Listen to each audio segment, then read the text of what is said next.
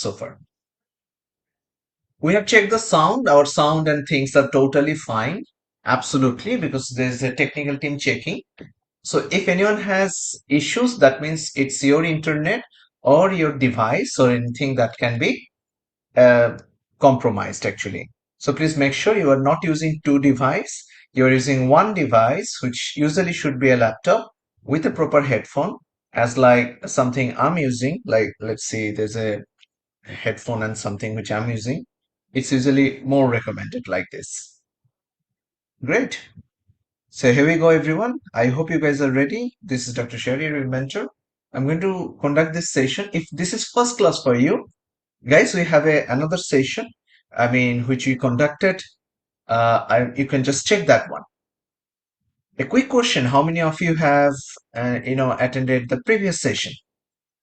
That rheumatology theory, which there was John Murtha, there was SMA note, there was few instructions, right? Today, in the beginning, I'd like to address two, three things which I feel you guys uh, need to go through. Yeah, like let's say one of the thing can be how to study properly. The important thing would be how to study properly, right? Time to time, don't worry, I'll tell you more things, but what's our strategies week wise? Now, usually there's two major things. One, Sunday. So here we go. You all are, let's say, beginners. So beginners tip. Okay, so this section instrument is helpful. I'll take 5 minutes. You can also write it down. Sunday and the Thursday are two major live classes. Great. In this particular day, we'll take the theory class. In this particular day, we'll take the recall class. As like today, this is a recall class. So we are coming to that one. We'll show you more. There's another thing in the routine. It is given as Friday. So Friday, basically what we will do, it's not a live. So it's basically a record, often what? Overview. What is overview? Topics to study. Because it was first class, so we didn't upload the overview. So we directly get into the class. But normally on the Friday, we post like say there will be a video which includes the page numbers and how to proceed. I hope that's clear to dear doctors. So Friday usually I upload an overview. It's not a live. It's like a short 5 minute things. It's a topics that what there are some good students. I believe all of you are good, but there's some people who wants to know what we're going to cover. So they open the book, they highlight the topics by themselves, they study in advance. That's the overview actually. Now, let's say rheumatology on ongoing, and on the next Sunday, of course, we'll have a live class, but after that particular live class, after that particular live class, yes, it's better.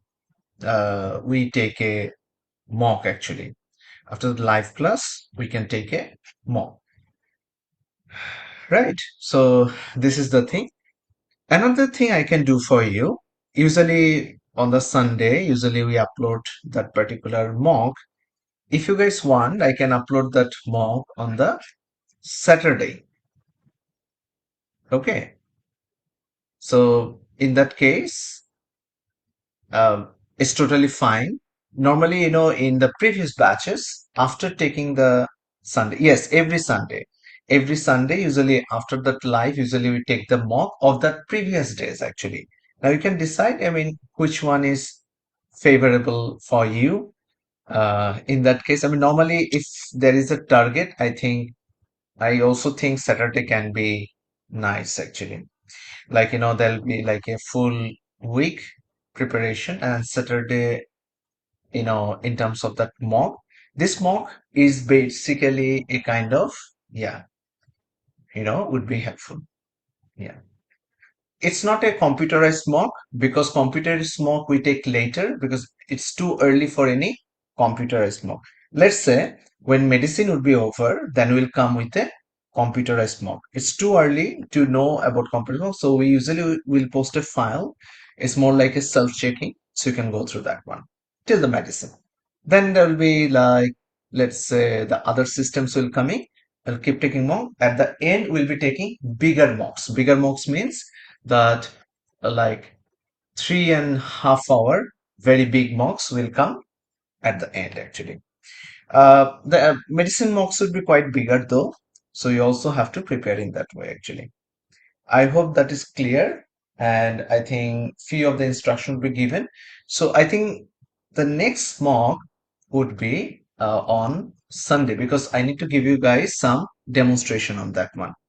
So in order to do that, this mock will put on the Sunday. This mock will put on the Sunday after the next class. Okay. So after next class, we'll take that particular mock. Is it clear? Yes. After that live class, I mean next day we'll take that mock actually because to just to demonstrate you guys a little bit. As I said, that will be a self. We'll post a file and then we'll post an answer. You'll take pen, paper. You'll do that thing. Quick question where we can practice the system-wise recalls. This is the system-wise recall class. You'll get to know. It's not a question answer right now. We are just demonstrating you in the 5 minutes as a beginner step. Okay, so no questions at this point. Friday, Sunday, Thursday, and as I said, Saturday, Sunday. After that, we'll take the, what is that? That is the mock actually. Now, next thing that is coming, let's see, time to time I will update you guys because it's yet a free session. So those of you will be joining, I mean, will take you to more advanced things in coming days actually. All right. Yes, as like we post the recording, we'll also post that recording actually. Anyways, some of the strategies what you should follow from Sunday up to this Thursday thing. You practice the theory more. You finish from the John Muttak, you finish the SMA notes actually, and you discuss these theory things with your study partner. Very important, find a study partner. Then Thursday we have the recall class. Then you do recalls, more recalls. Then you can go. There is a group named guideline group, and you can practice there more recalls actually. How to do it, how not to do it, those things in coming days. It's very early week. We'll just tell you guys follow the class things. By the 1-2 weeks we'll close this group because a lot of things secret spices will tell you in the coming days actually.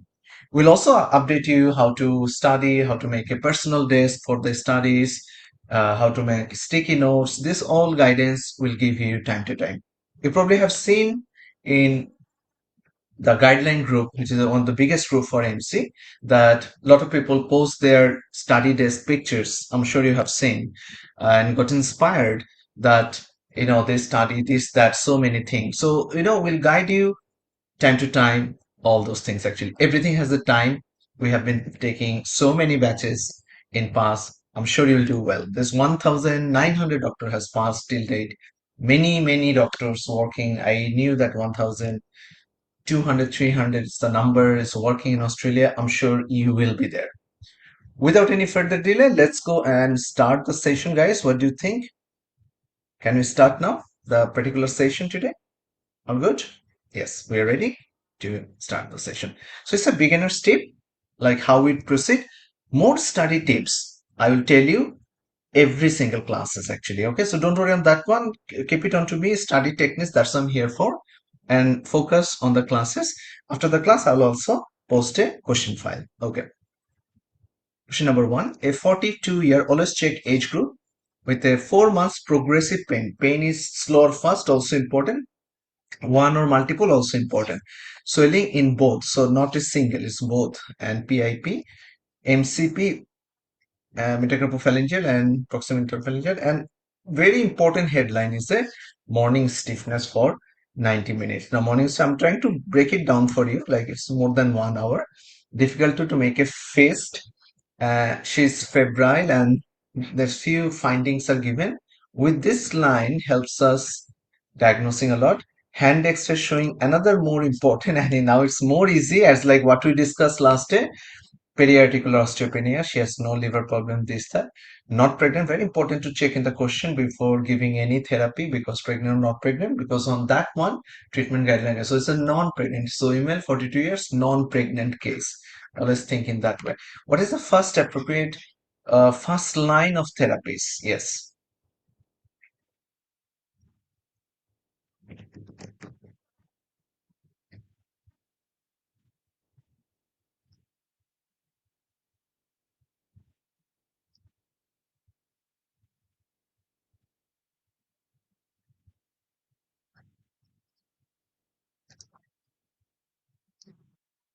Okay, so it's a female, not pregnant. So the choice would be automatically it's a methotrexate, but yet folic acid, it's good actually. All right. So B is the right answer. Also keep it in mind that methotrexate is teratogenic at the same time, even though she's not pregnant, but yet some folic acid uh, can be given actually. So some of the early stages of rheumatoid arthritis and anti-CCP antibody is one of the thing.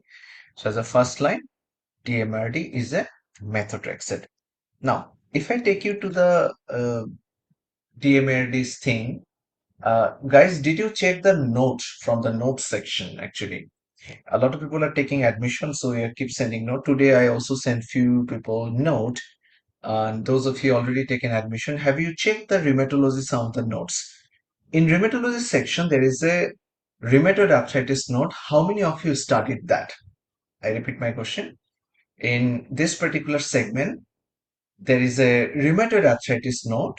Please mention as a me, like if you have gone through that one. You have to participate during the class time. It's very mandatory. Sometimes I put one to people who never responded during the classes into waiting room. Then they get scared. Oh, how am I come here and this and that? Yeah. So mandatory or forced participation is important. So those people, like I will find for half an hour not responding, we'll put him to the or her to the waiting room. Okay. It's in the Google Drive. Yes, that's the thing. If you're not familiar about the notes, in that case, you can leave a message in our inbox. My team will get back to you on that one. Yes. So you see, many have mentioned as a yes or me. That means they have already seen it actually. No problem on that one. Is fast tweak, little problem, then we'll be fine. Okay. Are we clear about the first question, guys? One more time.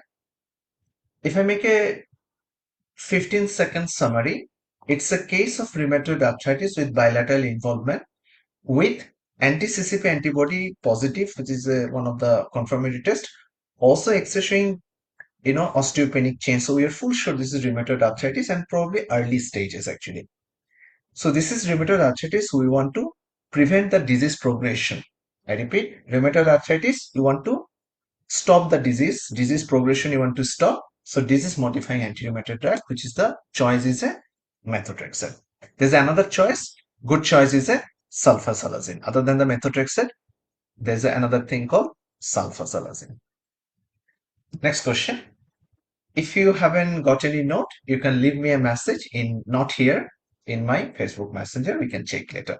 63-year-old woman with a long-standing rheumatoid arthritis on methotrexate, low dose prednisolone, presents with monoarthritis. Now this time a rheumatoid arthritis, but now presented with a single joint with fever. Maybe we have seen this question a little bit. So already known joint, already defective joint, and now what is the next best they are asking?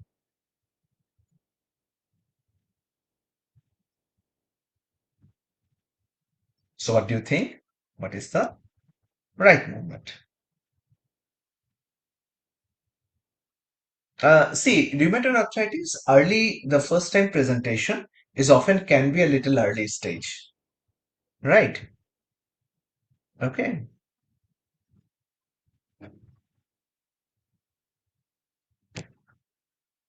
So sometimes, things are given. So it's usually common actually, like early or middle age, someone actually below 50 age group. So those are like according to the some of the criterias actually. Like a young man with a morning stiffness, very common for rheumatoid arthritis. Now this one may be a long-standing. The person have long-standing rheumatoid arthritis. That means he's suffering from young age probably, and now the person is having a one particular joint problem. So I think we have solved this one. So we think what is the diagnosis? A single joint, single particular monoarthritis on the top of rheumatoid arthritis, single joint on the top of rheumatoid arthritis, suspected septic arthritis. Now, until proven otherwise. So single joint involvement, please write this line, single joint involvement on the top of rheumatoid arthritis is suspected septic arthritis until proven otherwise. There's some other until proven otherwise. Single joint with fever is also suspected septic arthritis, also until proven otherwise. Single joint with fever, swelling, often also suspected septic arthritis until proven otherwise. Coming to the question of this particular thing, which is the septic arthritis, see hot swollen single joint septic arthritis until proven otherwise. Okay. Speaking about the septic arthritis, what is the first line of management of septic arthritis? Coming to this one, septic arthritis. Already we know what is septic. So this one, fever, single joint involvement, swelling. So what we do first? Of course, it's infections. We need high dose of antibiotic. Before antibiotic, arthrocentesis, joint aspiration, then antibiotic. This immediately following. I just like do this thing with a needle and just give them an antibiotic. Yes, that is the thing. So arthrocentesis, joint fluid aspiration, and then an antibiotic. If you want to know about the name of the antibiotic, it's a flucloxacillin. Am I right? So that's a flucloxacillin. Flucloxacillin.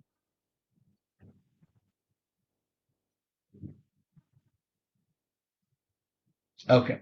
A 29-year-old has a 8 months. So this time you see quite an early age group given. Right. So 29, let's take marker this time, early with a back pain, improves with activity. Now, these lines are important last if you remember.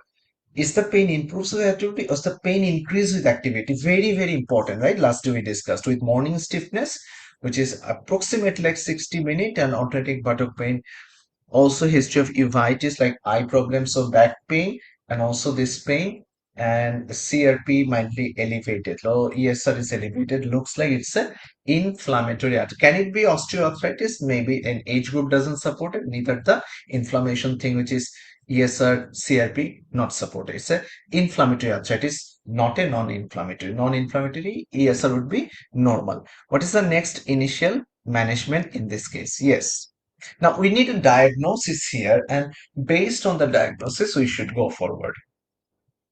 I'll give you 10 more seconds. Some people is still not responding, thinking that, someday, exam day, my performance will come. Their performance over the time progressively go down. Yes. Those overthinking smart people, actually. Yes. All right. Now, coming to this one, can we say something which improves with activity means, can I say there is a morning stiffness? So morning stiffness actually something improves with activity. Morning stiffness is something which improves with activity. All right. And some cases it wakes him up at night, also buttock pain. And this is the eye finding at the same time, anterior uveitis. Anterior uveitis, if you remember, there's a lot of A, and this is one of the thing. So anterior uveitis is one of the thing actually. So 10 month, and the chief complaint is low back pain. Now some people think, doctor, isn't it looking more like a rheumatoid arthritis? Which points holding us back, telling it rheumatoid? It also looks quite to me, it's a young person, improves with the activity. Now morning stiffness, it can be more expected in rheumatoid arthritis, but yet why not rheumatoid arthritis? Why still ankylosing? Why it is you were saying ankylosing. Now, if you check, it's a male. Another thing, it's a another cross thing can be male, right? Whereas rheumatoid arthritis is more common in case of female, but that doesn't mean that it cannot happen in male. But at least one of the point. The most important thing no one is telling me here yet. I'll give you 10 more seconds. Let's see. Is anyone can tell me the main another point actually other than because in every sex it can happen. Now, someone is trying to tell, I think it's actually the chief complaint. Now, in the history taking thing we have learned is a complaint of what? Does rheumatoid arthritis mainly complain of back pain or they complain about polyarthritis or they complain about morning stiffness first?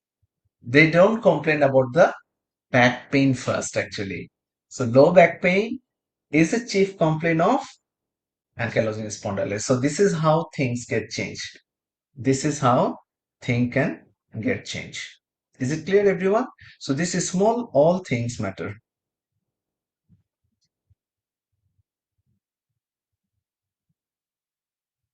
Clear?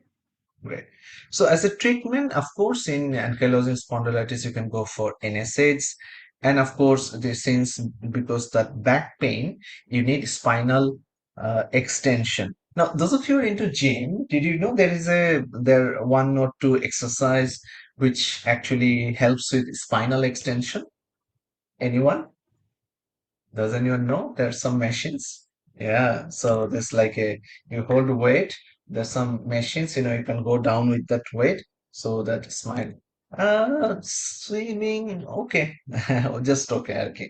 Like it means actually swimming, if you do very regularly, then it's good because automatically the arch and the things, but you need hinge type of movement.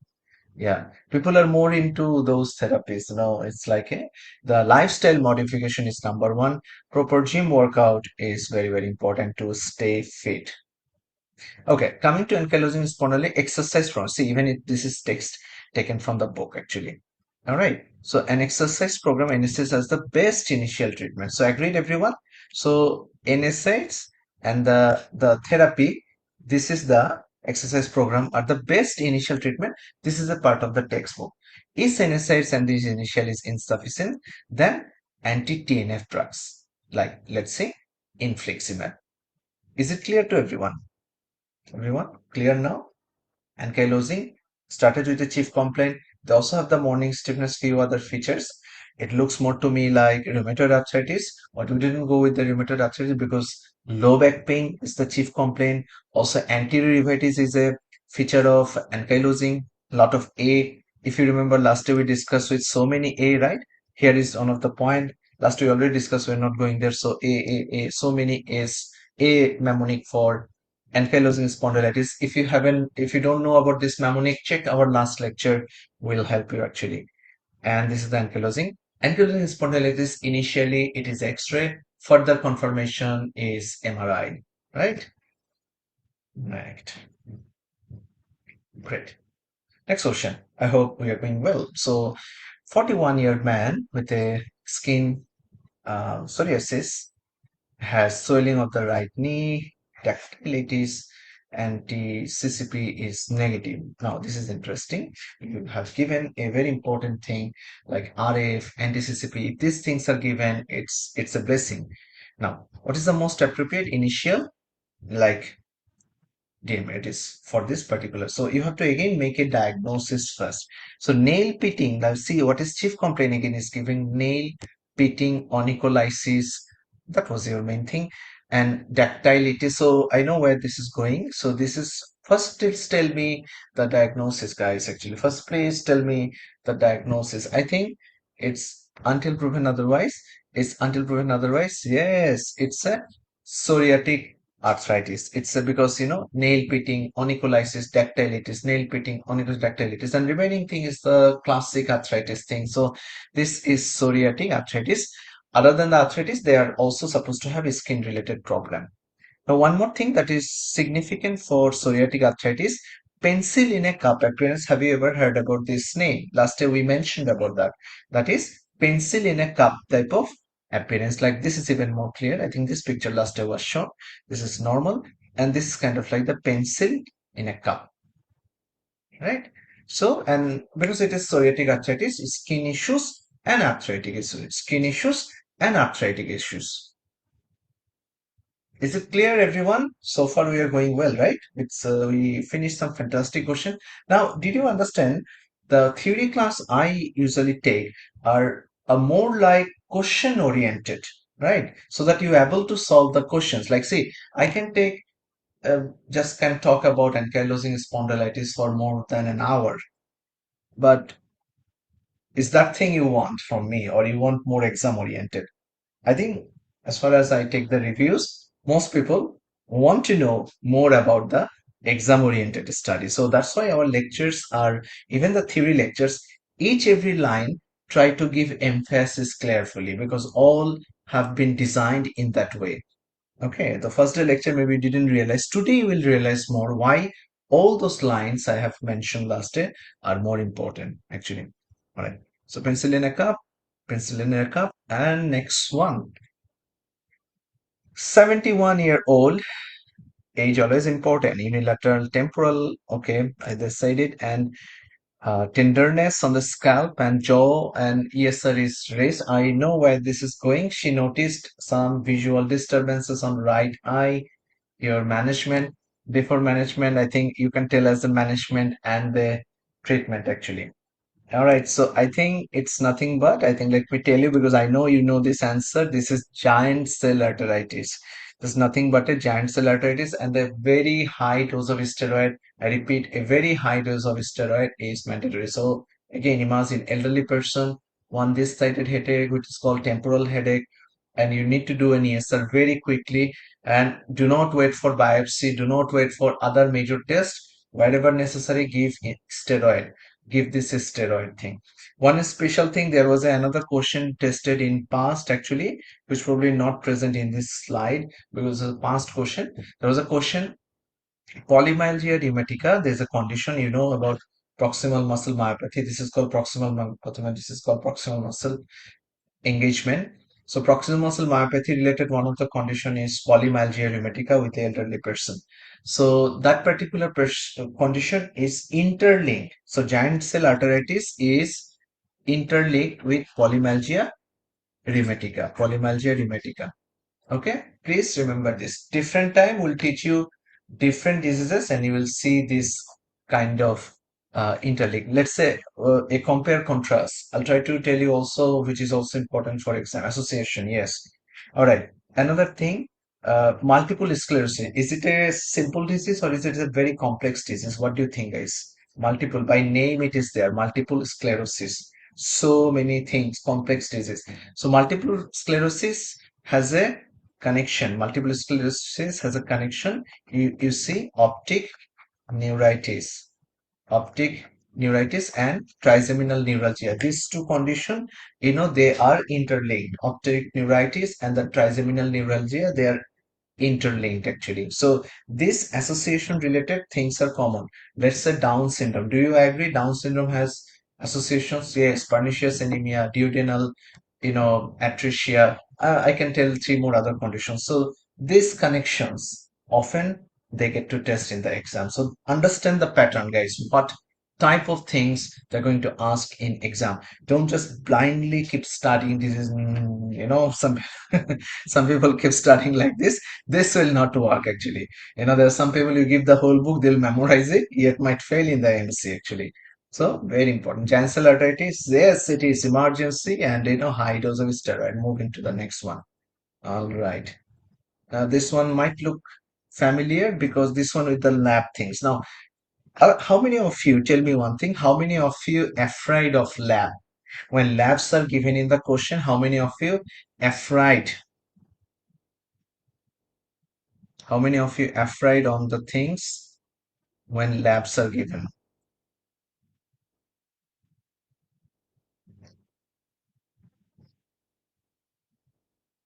Okay, almost everyone. But in AMC, and from now on, please think as a, no, not misguided actually, always. Labs are your friend. What I just said? Yes.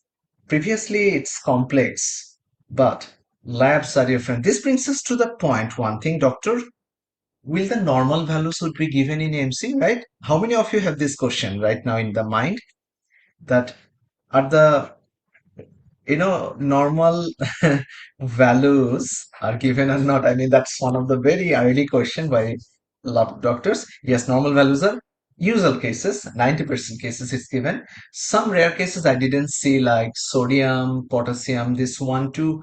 Yeah, so but this type of case, because even see a lot of laboratory has a different values, right? So they will be giving this thing to you. Now coming to this one with the rheumatoid arthritis and taking some drugs, which is very common in MC exam. Someone is having this disease, someone are taking these particular drugs and for some years and have some complaints and labs are given. So it's a lab-based thing and some labs are given below. As I mentioned, labs are your friends. Now, considering this thing, what is some of the abnormalities here? I see. So AST, ALT, both are raised. Can I say like that? Yes. So it means it's indicating towards in the liver is in trouble. ALT, AST is affected. Now, we also found GGT. Now, GGT, what does it mean? Does anyone have studied the Davidson medicine in past? So GGT raised, there is a separate box in Davidson if anyone can remember or not. So GGT raised, gamma glutamine transferase. It one thing it indicates because of obstructive, another cause. One is obstructive, but there is another one is a drug induced. So if it is related to drugs, GGT would be raised. Now, which one do you think can be troublesome here? Is it the ibuprofen or the methotrexate? The suspicion is certainly going towards this big shot that is the methotrexate. Methotrexate, STLT raised, GGT raised, high chances drug induced or obstructive. If obstructive, there will be other features, itchiness, this, that, they will be telling you, but this is looks more like a drug induced or more like a drug induced one actually. So drug induced hepatitis, drug induced hepatitis. One more thing, since my job is to tell you, the some of the another thing, alcoholic liver disease. There's another thing called non-alcoholic liver disease called NASH. You can also check it, that particular thing. And another thing is a fatty liver. A lot of people are grade 1 and grade 2 fatty liver, usually by lifestyle modification. Grade 1 and 2 fatty liver, you can transform very easily actually. But if you're still not taking care of the things, keep eating fried food, junk food, heavy food, don't do exercise. In that case, inside your liver, this fat accommodate its weight increases of the liver. In general, it's a visceral organ, and it's like a factory, this whole liver thing. So even if your main factory is hampered somehow, so in that case there'll be a lot of trouble over the time. So this fatty liver can be leading to later serious liver, chronic liver illnesses over the time. So have to be very careful. Fatty liver, grade 1, no need to worry unless the patient is not taking care of her himself or herself actually. Even if you're early age, oh my god, I have a test, like just to gym, just keep walking, keep running, be fine totally. All right, coming to this one, the methotrexate drug induced. I was talking about alcoholic liver disease. Did you know the equation? Now normally ALT AST almost similar race, but AST is to ALT, now it's gonna change. Now this will be 2 is to 1. AST more than the ALT. Normally ALT is almost equal or a little bit more, but in this case AST is more with some other solo features. There's some extra features in alcoholic cirrhosis compared to other cirrhosis. Can anyone tell at least one or two? Like alcoholic cirrhosis has, yeah, parotid enlargement, yeah, then palmar erythema, same palmar erythema, yes, Dupuytren's contracture. These are some of the unique features actually. So Dupuytren's feature, parotid enlargement, yeah. So these are some of the solo unique feature. Something in the endocrine I'll tell you, Graves also has some solo features compared to the other thyroid problems. Yes, gynecomastia as well. Well done, my dear. gynecomastia as well. Right. So these are some of the interesting things, additional things you need to consider. Spider angioma. Well done. Come on, guys. You guys are great. So drug-induced hepatitis. These are the points. So while studying, just read about fatty liver little bit, alcoholic liver disease little bit, and read about non-alcoholic liver disease little bit. Alcoholic and non-alcoholic liver disease. You can quick check in Davidson. Davidson is a great medicine book. I think we all studied in MBBS little bit. You can just open up for alcoholic and non-alcoholic. Now it is very easy. You can go to Google, go to ChatGPT. They'll give you informations and informations. Okay, just make sure you take the correct amount of information. Again, young age with a woman with a SLE, and they're giving some findings. Now, presence with edema and some urinary findings, and blood pressure looks also raised, and creatinine. Sorry about that. Creatinine looks also raised. Protein 3 plus RBC cast. So it looks like hematuria is happening with proteinuria. What is the next thing? What is the next thing? So SLE, it is okay. Quick question, guys. Last day we discussed about it. Does SLE can affect the kidney over the time? If SLE affecting kidneys over the time, it has a name. What is that? Lupus nephritis. Is it possible it is can be one of the type, or even I'll teach you in the renal system while we exclude proteinuria, is it important at some point to do a renal biopsy for typing? Is it because of I mean, minimal change disease or glomerulonephritis? Do we need a renal biopsy? Yes. So whatever the way you go, proteinuria wise you go, lupus nephritis wise you go, or anyway, if you want to break down the deep down the kidney, the hidden condition of the kidney, you need a renal biopsy. Am I right, guys? Yes. So here we need a renal biopsy. Yes.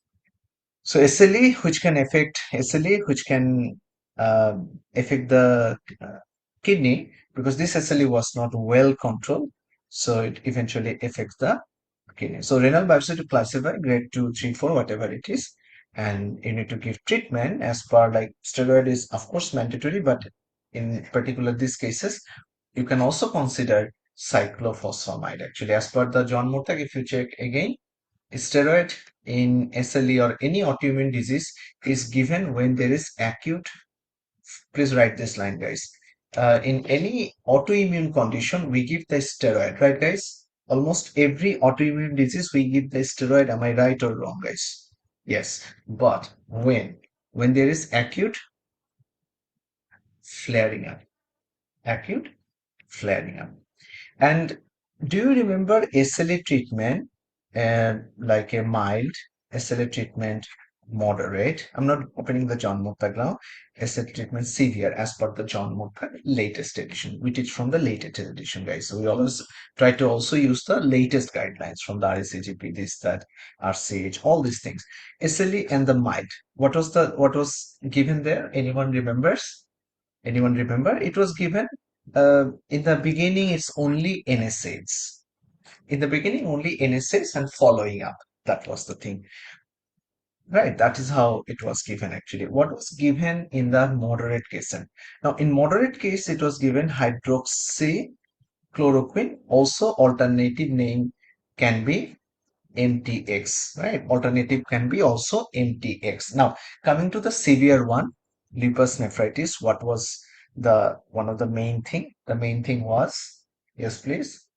It was given as a combination kind of steroid name was there, steroid certainly, but there was another name was given, if you remember. Yeah, steroid name was there, but other than the steroid, that cyclophosphamide thing name was, I think, also given cyclophosphamide. See, steroid will help, limiting acute condition. But the other job will be done by the cyclophosphamide. Is it clear, everyone? Yes, cyclophosphamide will do the main job, but steroid, eventually because it's autoimmune, so it will do this thing. Yes. So check the John Murtagh in SLE section, which already taught. If anyone this is first class, please check our the first lecture for the SLE, rheumatoid arthritis, blah blah blah, many other things actually. SLE related more information. If you see very popular in the exam, SLE, how to confirm SLE, right? If you guys can remember how to confirm SLE, anti-DS DNA to confirm SLE. Do you agree with me, guys?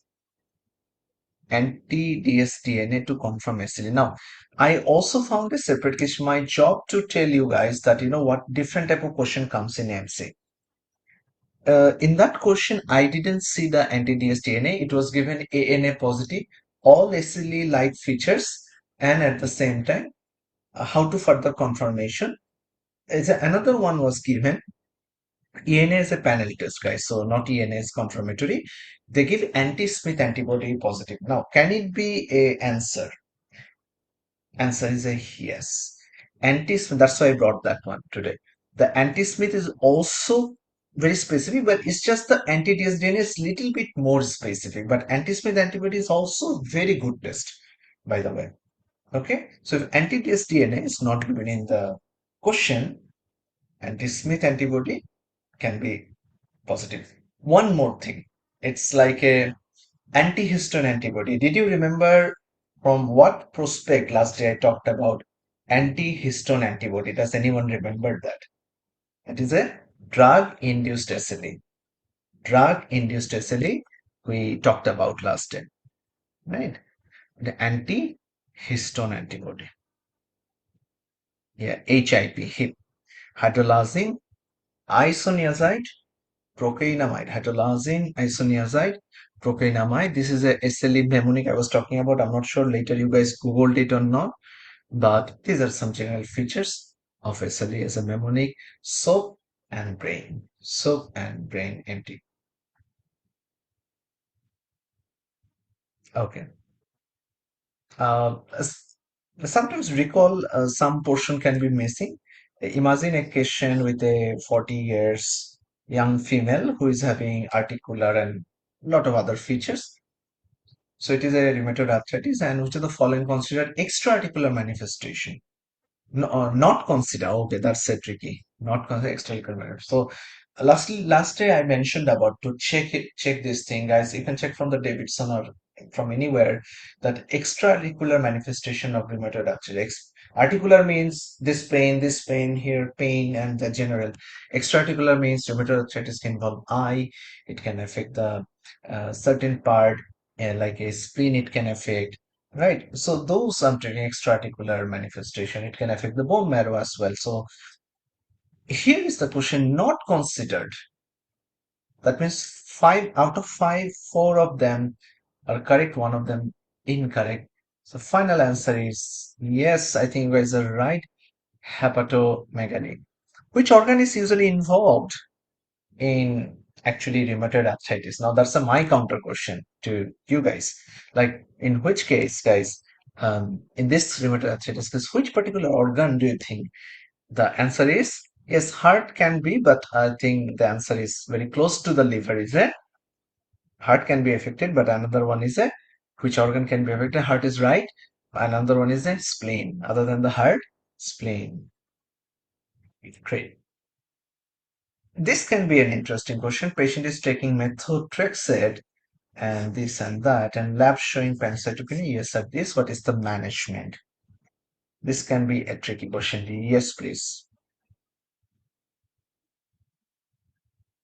All right. So everyone will go after folic acid. All right. Now, sometimes we call it as a fun, like a bamboo. Bamboo means one. Bamboo is also already seen as a X-ray, bamboo spine. But in our country, bamboo means what? Those of us live in Bangladesh, I think you can also comment in there, like, yes, bash. This is very popular. And I mean, what you're expecting and you're getting the opposite, that's we call bamboo. So this is like that bamboo question, and which AMC they like a lot in the main exam. Now what went wrong in this one? I'm sure you know how come doctor is supposed to be folic acid, methotrexate or methotrexate along with methotrexate folic acid. No, this one has pancytopenia. Now pancytopenia, what does it mean? Pancytopenia, what does it mean? Is Your bone marrow okay? What do you think? Is your bone marrow okay when say cancer, which means RBC, WBC, platelet, all are affected? So methotrexate when actually affect a lot, yeah, myelosuppression, the RBC, WBC, platelet, all affected. So is your bone marrow is in trouble now? Yes. Is it the typical condition? So initially, if you give folic acid, that's okay. But is it like the same condition? Not really. So the person has been taking that drug, now doing the lab, and lab showing pancytopenia means your bone marrow is in real trouble actually. Okay, now in that case, to do what? Now this is actually folinic acid. Now that's the thing. Folic acid, folinic acid. Now, some people will say, I mean, anyone here like studied from the China, medical colleges of the China. They usually say what teen bodong, like something. Means I didn't understand what just has happened actually, Yeah, or if you visit China, they keep telling this word actually, how much teen bodong, this thing, teen bodong, whatever we say, they say the same thing. So this looks more like that what just has happened here.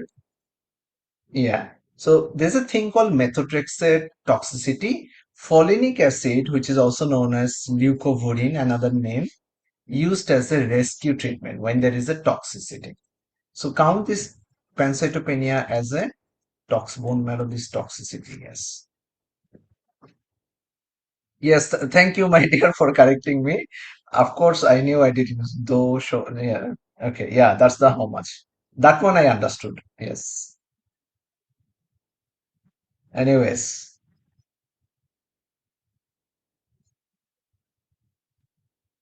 So everyone clear? I mean, normally as prophylactically, like you can give folic acid with methotrexate, but when it comes, the toxicity has happened, then your answer is a folinic acid. Please confirm me. I'm holding here for few more seconds. This is like this is more like an antidote to that toxicity. The damage has happened. Now this is a damage control. Great. Not the same as the folic acid. Okay. All right. Yeah, very tricky, very, very tricky this one. So as a rescue, folic acid. Yeah, Dr. Shata's, I think, trying to say thin bottom, I think. Anyways, in the comment section. Okay, go back. All right. All right, my dear. Yeah, just remember this part. Just remember. Yes, you're right, my dear. That's the active form. Yes, well done. Okay. We have to finish more, guys. We have 50 questions today. Okay, let's speed up next time. Okay, middle age. Yeah, middle age. Okay, summary little bit, guys. So normally, in these cases, a patient with rheumatoid arthritis, we give methotrexate. Sometimes with methotrexate, we give the folic acid as prophylactic, but we also follow up. And in follow up, if it comes, the patient is having pancytopenia, means the bone marrow is a lot affected because of methotrexate. Then, as a rescue treatment, we give folinic acid. Okay, so let's focus on the main thing, guys. Every single thing you don't need, I think, as the details. Let's come to this one. I'll open inquiries on. If you have then question, then we'll get back there. Actually, okay, there are more extra things. Middle-aged diabetic woman with a periarticular osteopenia with a joint space narrowing. What is the probable diagnosis? Let's focus on this one. Yes, please. Periarticular osteopenia. Last day, I'm sure my talented doctors remember this. Joint space narrowing. Any diagnosis in your mind, guys? See, middle age, osteopenia, space narrowing.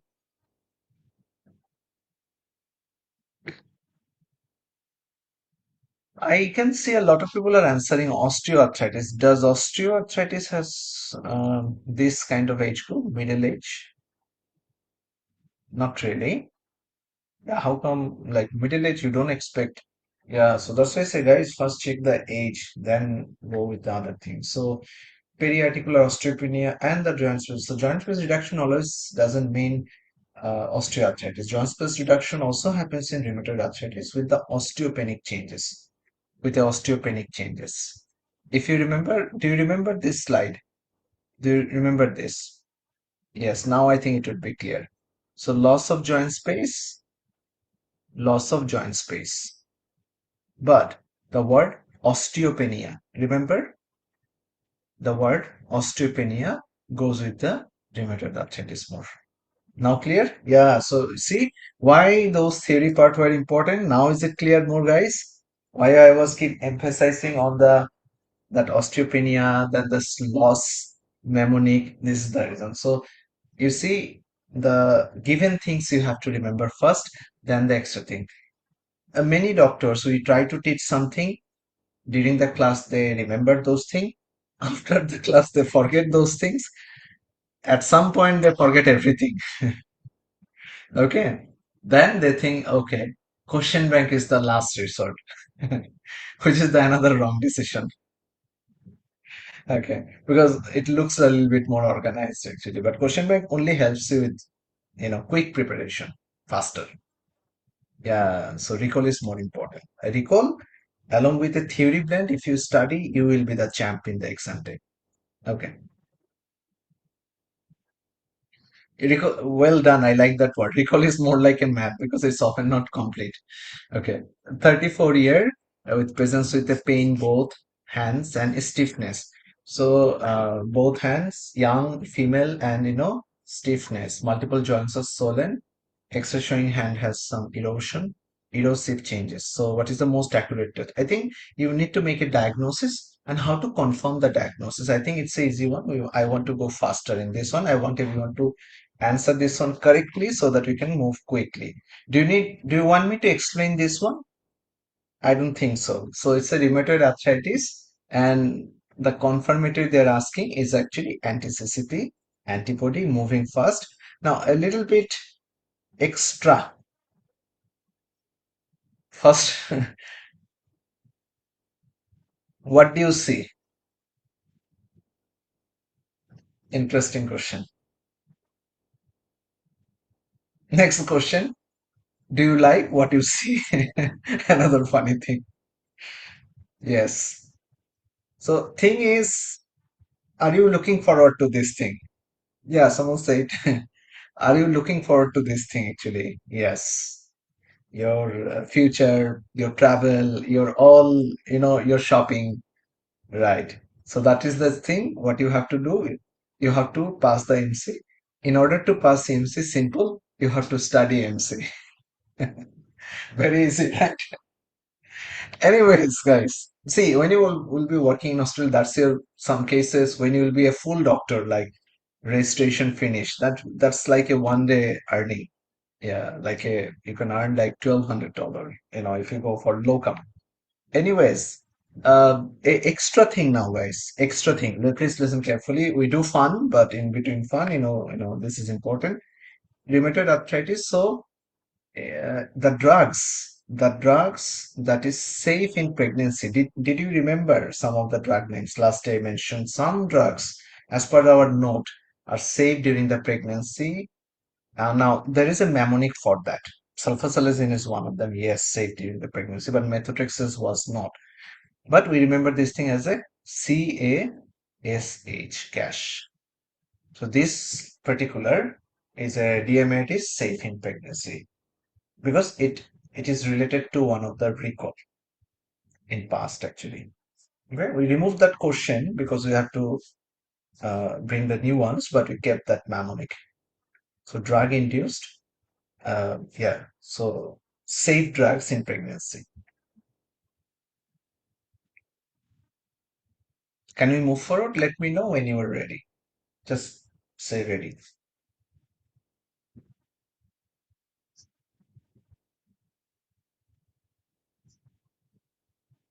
Yeah, I mean, last one we uploaded. Someone asked about record. I mean, we upload already the record. Checking the group, we posted. The first two, three lectures usually we post in the YouTube. Then usually we keep posting in the Facebook groups. Actually, yes. Nice. If you didn't see that video, maybe you can WhatsApp us or maybe inbox us if you have missed the first class. Okay, coming to this one. Focus on next one. Next three will go faster. 75 and the number of drugs they're taking, very normal question. And the proximal muscle weakness. Remember proximal muscle weakness? This is a proximal muscle weakness. Head, like this is proximal muscle. Yeah, this is proximal muscle. I mean, exercise actually. Okay. Now, these exercises will be affected and shoulders are tender on palpation like this. If you tap in an elderly person and if it's like they say, okay, pain, pain, pain. And most important, I mentioned labs are your friend. If you are stuck between a clinical versus lab, always remember labs over clinical. Am I right? I mean, of course, we take history, this, that, but lab, we count more. Your clinical is telling different, lab is telling different. We go with the lab, at least for the exam point of view. If it's a critical case, then it can be different, like tuberculosis diagnosis, lab can be different, but it's so one to different case. Now, coming to this one, lab over clinical, both yes or CK are normal. Can I say this is a drug-induced myositis? Yes. Why? Can it be a drug-induced myositis? Not really. Because raised ESR, CK normal, not all normal.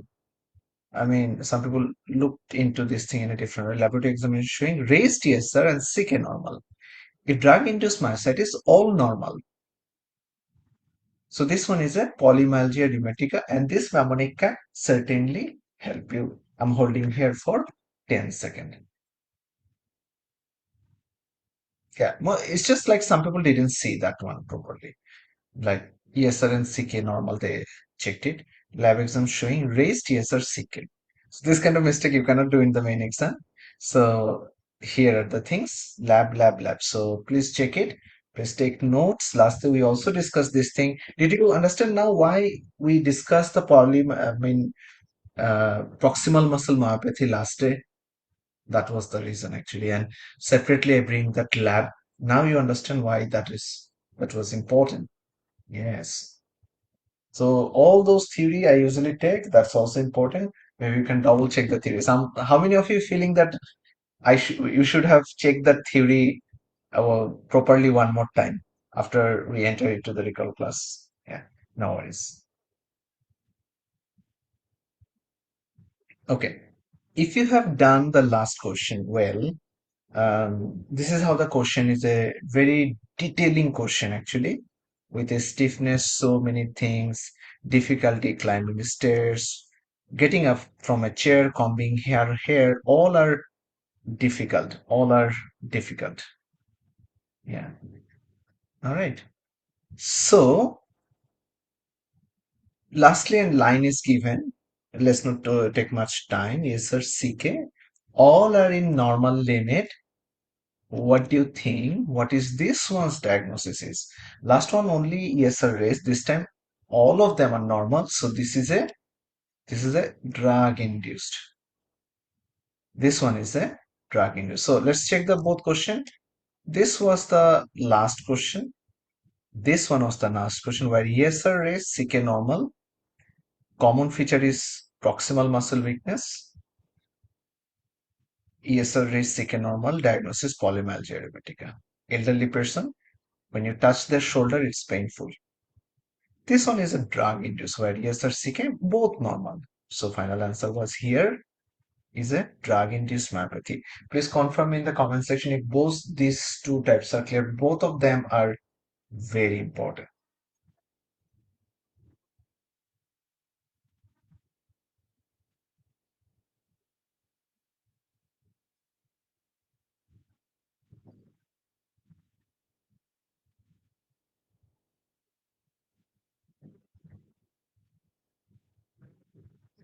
All right.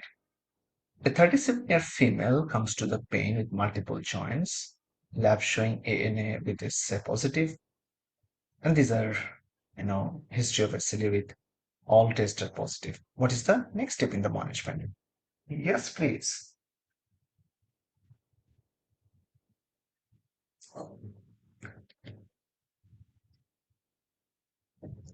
Dryness of eye. Chief complaint is what? Multiple joint pain and dryness in the eye. Now, can anyone tell me the diagnosis? I'm sure you guys are guessing the right. It is Sjogren's. It is Sjogren's. Remember, two birds sitting. One is shouting la on your row, and two autoantibodies. We do it by blood test. Yeah, so la and row. Right.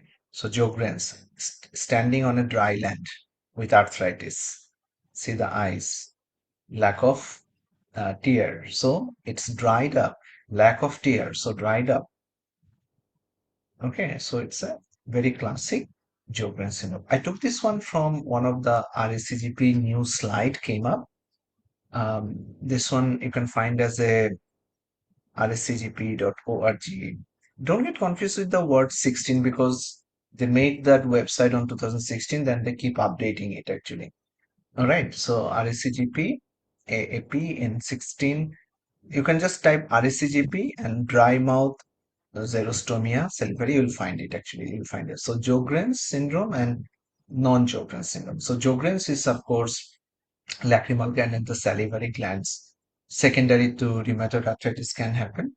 And there can be why eyes are dry. That was the title topic of that, uh, you know, publication actually. These RSCGPs are nothing but also good publications actually.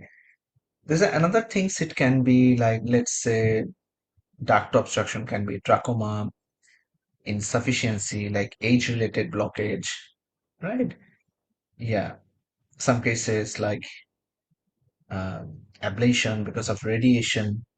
So, Sjogren's and non-Sjogren's, it can be actually. Like when you become a GP in Australia, you have to consider all of them. For example, now it's easy for us. Let's check the question again.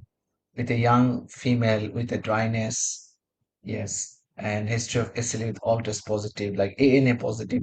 So Sjogren's also has ANA positive. Sjogren also ANA positive. I'd like to add one more thing, which I think for the new doctors, it is sometimes difficult to know all details in rheumatology. If you have one rheumatological condition, is it possible that you have a close association with another? How true is that? It brings us to the point SLE has good connection with antiphospholipid syndrome. SLE has good connection with Sjogren's syndrome. SLE has good connection with systematic sclerosis. And SLE is a kind of condition which has connection in connection. Yes, that's one of the thing. Okay, these are multi-system. That's like also you will find this kind of connection with multiple sclerosis. In the neurology, I'll teach that one. It has so many connection everywhere. All right. So Sjogren's, I'll make it easy for you now. Sjogren's, easy peasy one. Oh, sorry. Sjogren's. So initial is the antibody test by a simple blood test, anti-La and the Rho, confirmatory by biopsy, by salivary gland biopsy. Clear this one? Trying to make it as easy for you.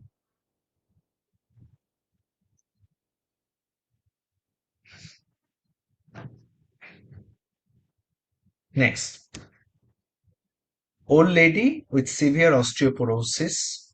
Osteoporosis is kind of bony related thing, part of endocrine, part of rheumato, part of ortho. I mean, you will see questions. Okay, but it's okay. Old lady with severe osteoporosis with T scoring minus 2.8. Okay, what is suffering as a esophagitis and also under PPA? What to prescribe?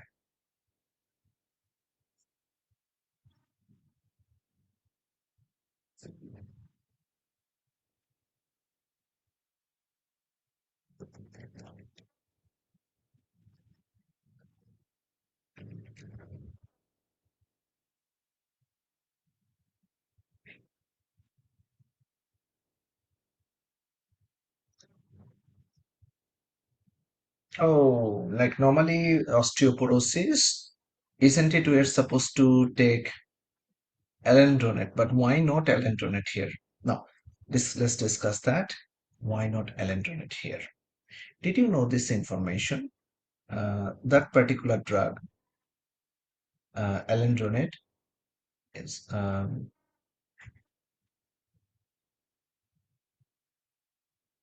the particular drug alendronate itself can cause a condition called esophagitis. Now, if the person already have a reflux esophagitis condition, is it safe to give this alendronate at this condition? There will be very serious issue and ulceration issue. So it's better to skip this drug. But normally this is the choice. In osteoporosis cases, alendronate, let me establish osteoporosis. When we establish osteoporosis, when it is beyond minus 2.5, like let's say minus 2.6, minus 2.7, minus 2.8, these all are osteoporosis range, right? So that case actually normally it is alendronate, but in which case and not alendronate when there is a serious situation like esophagitis. Please confirm in the comment section if it is clear to you. I have more information than for you for osteoporosis. So before going into more details, osteoporosis without ulcer alendronate, osteoporosis with ulcer danger zoledronic acid. Very popular in the exam.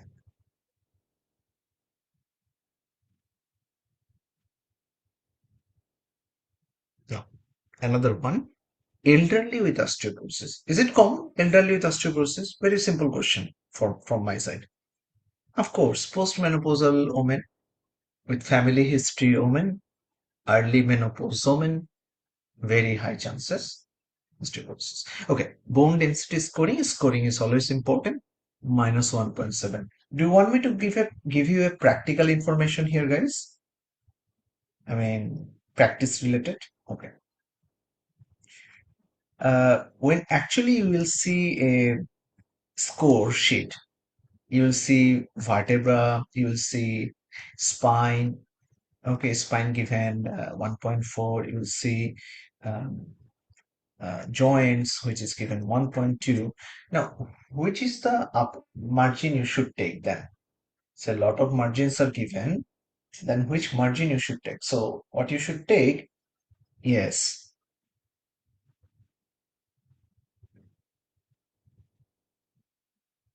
you should take the upper margin. Let's say if minus 1.7 is the margin, then you should consider that. Let's say here minus 1.7, minus 1.2. I mean, we'll take the upper margin first actually. Okay. So upper margin to consider, is it a osteoporosis or is it a osteopenia? Okay, we have say minus 1.5, beyond minus 2.5 is osteoporosis. Below minus 2.5 is a osteopenia. So this is osteoporosis. This is osteopenia. I'm giving you time actually to understand the difference.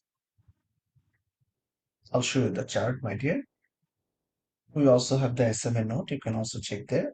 If you just are new or if you haven't got the note yet, I mean, in future, of course, we'll send you the notes. So don't worry on that.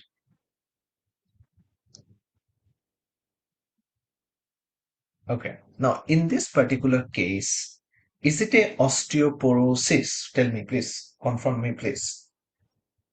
Is this one osteoporosis or is it osteopenia?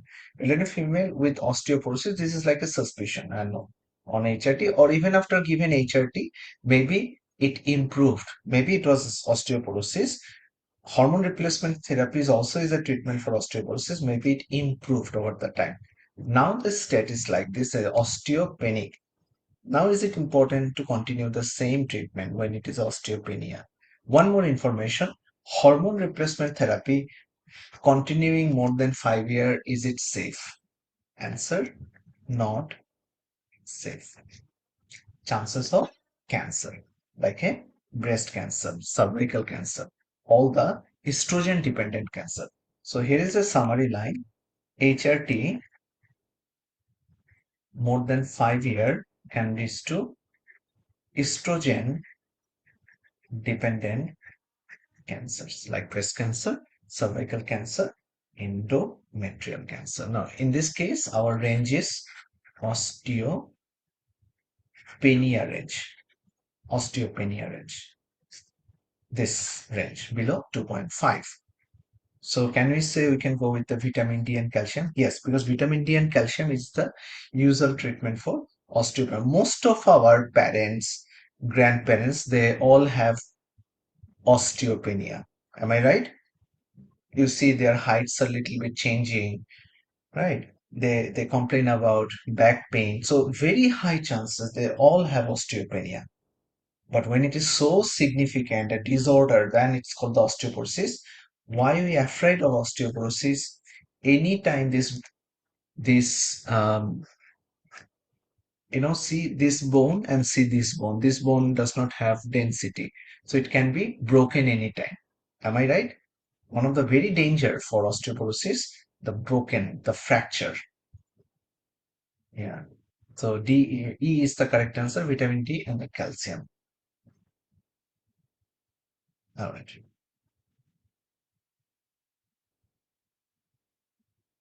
So here is the range given. We have more questions, so we'll see more on these things actually. Okay. I'll explain it more to you later. And it will again come to our endocrine part one more time. Now, this osteoporosis part was not there in the theory because it's a part of more for endocrine, more for orthopedics. So it will come time to time. I'm just demonstrating here right now, so don't worry about that. Today 50 questions, my dear. Okay, back pain with history of osteoporosis and family T scoring minus 2.6 in the spine. This is your range. So, what to give next?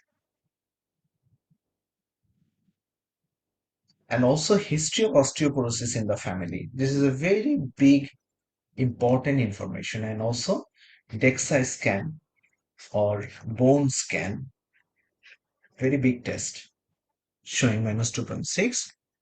So without any further delay, it's a very classic. And we always check if there is any ulcer or any other problem. So it's a very clear case. It's a alendronate. Sometimes they give synonym like a bisphosphonate. Alendronate is nothing but the group name is bisphosphonate in general. Under bisphosphonate, alendronate, zolindronate. So some cases they don't give the name alendronate, they give bisphosphonate. Okay. Now here is a T scoring system, my dear doctors. If you see, so -1 up to this level, 2.5. Okay, so low bone mass. So this is osteopenia. Can you see the yellow zone, dear doctors? Can you see the yellow zone, guys? It's like a traffic headlight.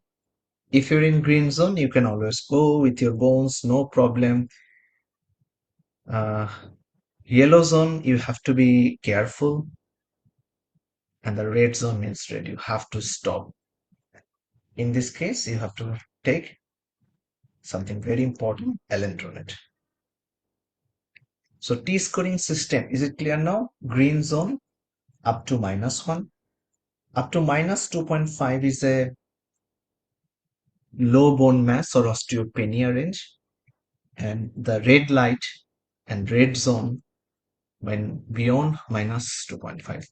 Next time, whenever this question comes, check the upper limit first. I repeat, check the upper limit first, then consider anything next. One more. Postmenopausal women, let's say 55 years and HRT for 6 years. Now DEXA scan minus 1.2, probably improved. Calcium and vitamin D is also normal. What to do? DEXA showing or bone scan showing minus 1.2. Should we continue the HRT? So for HRT is a no because 6 years, cancer chance. Stop it. Minus 1.2. Is it a osteopenia range? Yes. Even though vitamin D, calcium normal, but because osteopenia range, should I continue calcium and vitamin D? Answer is a yes.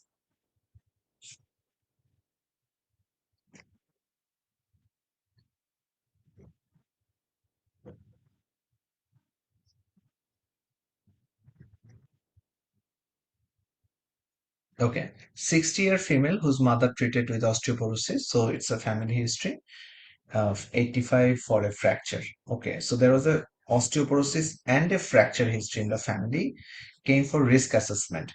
A lot of disease in AMC, they will ask you for risk analysis, screening. So risk analysis, screening. In cardiology, you will say, I will teach you how to analysis the cardiac risk. Very interesting chart, you will say. All right. So following is the highest risk. Yeah. Interestingly, a lot of people will go with the, I'm sure the answer B, but for them something is waiting. What is it is waiting? Okay. Family history is, of course, very important, but even more important, early menopause. Now, if there is a hysterectomy and removal of that thing uterus and this and that so production of the estrogen and the hormone will not be there, so that will lead to even more risk, higher risk in that case. So normally that's the family history is the risk, but whenever you have this artificial thing like a early menopause by a surgery or by any means, in that case actually that becomes the bigger risk actually. So early menopause is here the bigger risk. Do you agree? Early menopause, like let's say at lot of women at 38 age, like the uterus is gone, yeah, because of maybe uh, any tumor or anything like that. Isn't it there very bigger risk for osteoporosis? Indeed, of course. Keep it in mind. Okay. This reference is as per also given in the RACGPs. As per also given in the RACGP. You can check the RACGP osteoporosis references. Now, it's a big thing, osteoporosis related. Let's come first to the this part, which is the risk factors. So, starting with the age, menopause, even low calcium, vitamin D, smoking, alcohol, and of course the lifestyle. Yes, low trauma and fracture. Think about osteoporosis. Is it true, guys? Low trauma and fracture can be an osteoporosis. Very much indeed, actually. Like someone has a Colles fracture. Okay, normally we also fall down. We don't have Colles fracture.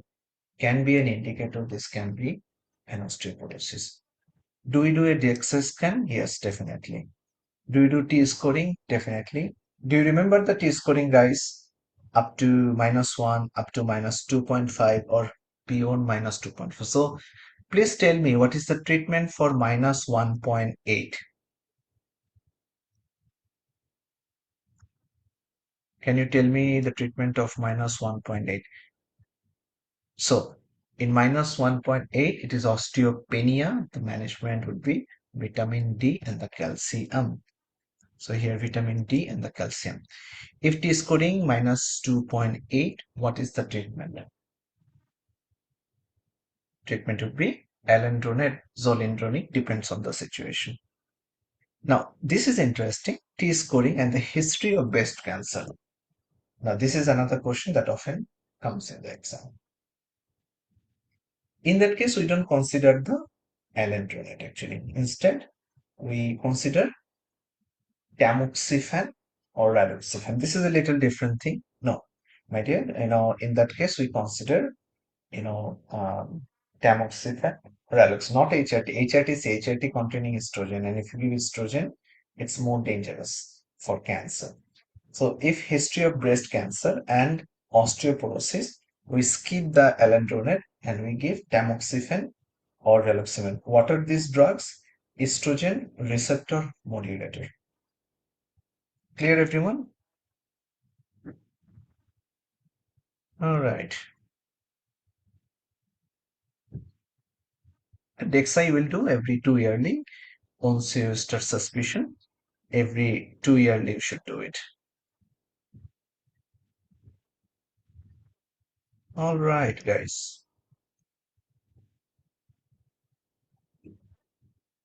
Oh, one need to wait. Okay, let's check it. I'll give you 10 more seconds.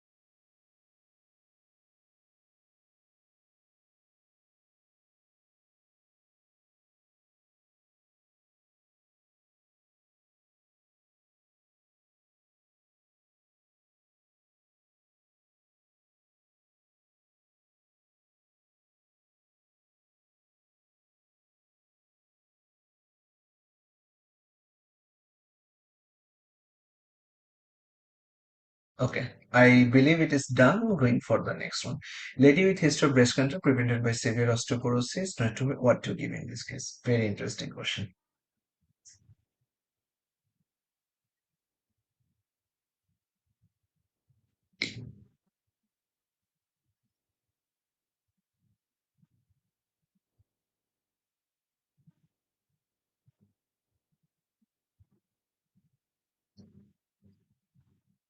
Now, see, this time, we don't have that uh, tamoxifen or raloxifene actually.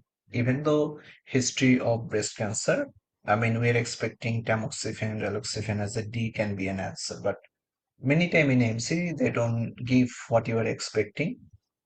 They will give you something close, and they say severe osteoporosis. Severe osteoporosis itself is a very big risk. Okay, so in that case, you need to save the bone first, actually. All right, so in that case, A. But if D and other things are given, then you consider that one first, actually. So you should treat the severe osteoporosis first, because that is the bigger risk here. Okay, yeah, it's a very brand new question, very recent, very recent. A 45-year with a rheumatoid arthritis treated with methotrexate recently, tested positive for COVID-19 via PCR. She completed recommended COVID-19 treatment and is asymptomatic, but tested positive when antigen test has been done. She needs further intervention management. What is the appropriate next step?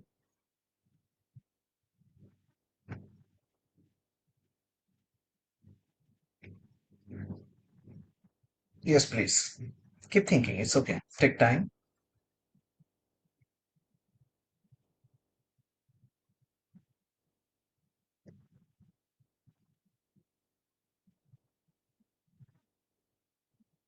Okay. Quick question. Testing the PCR, will that help at this point?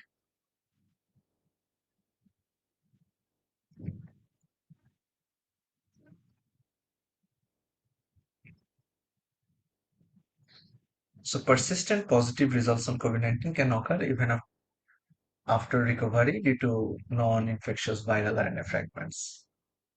Given patient is asymptomatic, has completed no further investigation is usually required. It means so D should be our yes. Because most of us has deal with the COVID, I'm sure. So is COVID test when you already start treating it, is that matters. Even COVID test, some cases the test results are negative. The patients are showing all the symptoms positive for COVID. We yet need to, um, you know, take some steps. So COVID is a very different thing, and COVID later also can be positive in spite of treatment, actually. Okay, so in that case, monitoring without intervention. Okay, very interesting. Have you done these tests? Not the COVID, the DEXA scan. yet for your parents or grandparents in your life. If not, please try to uh, do it.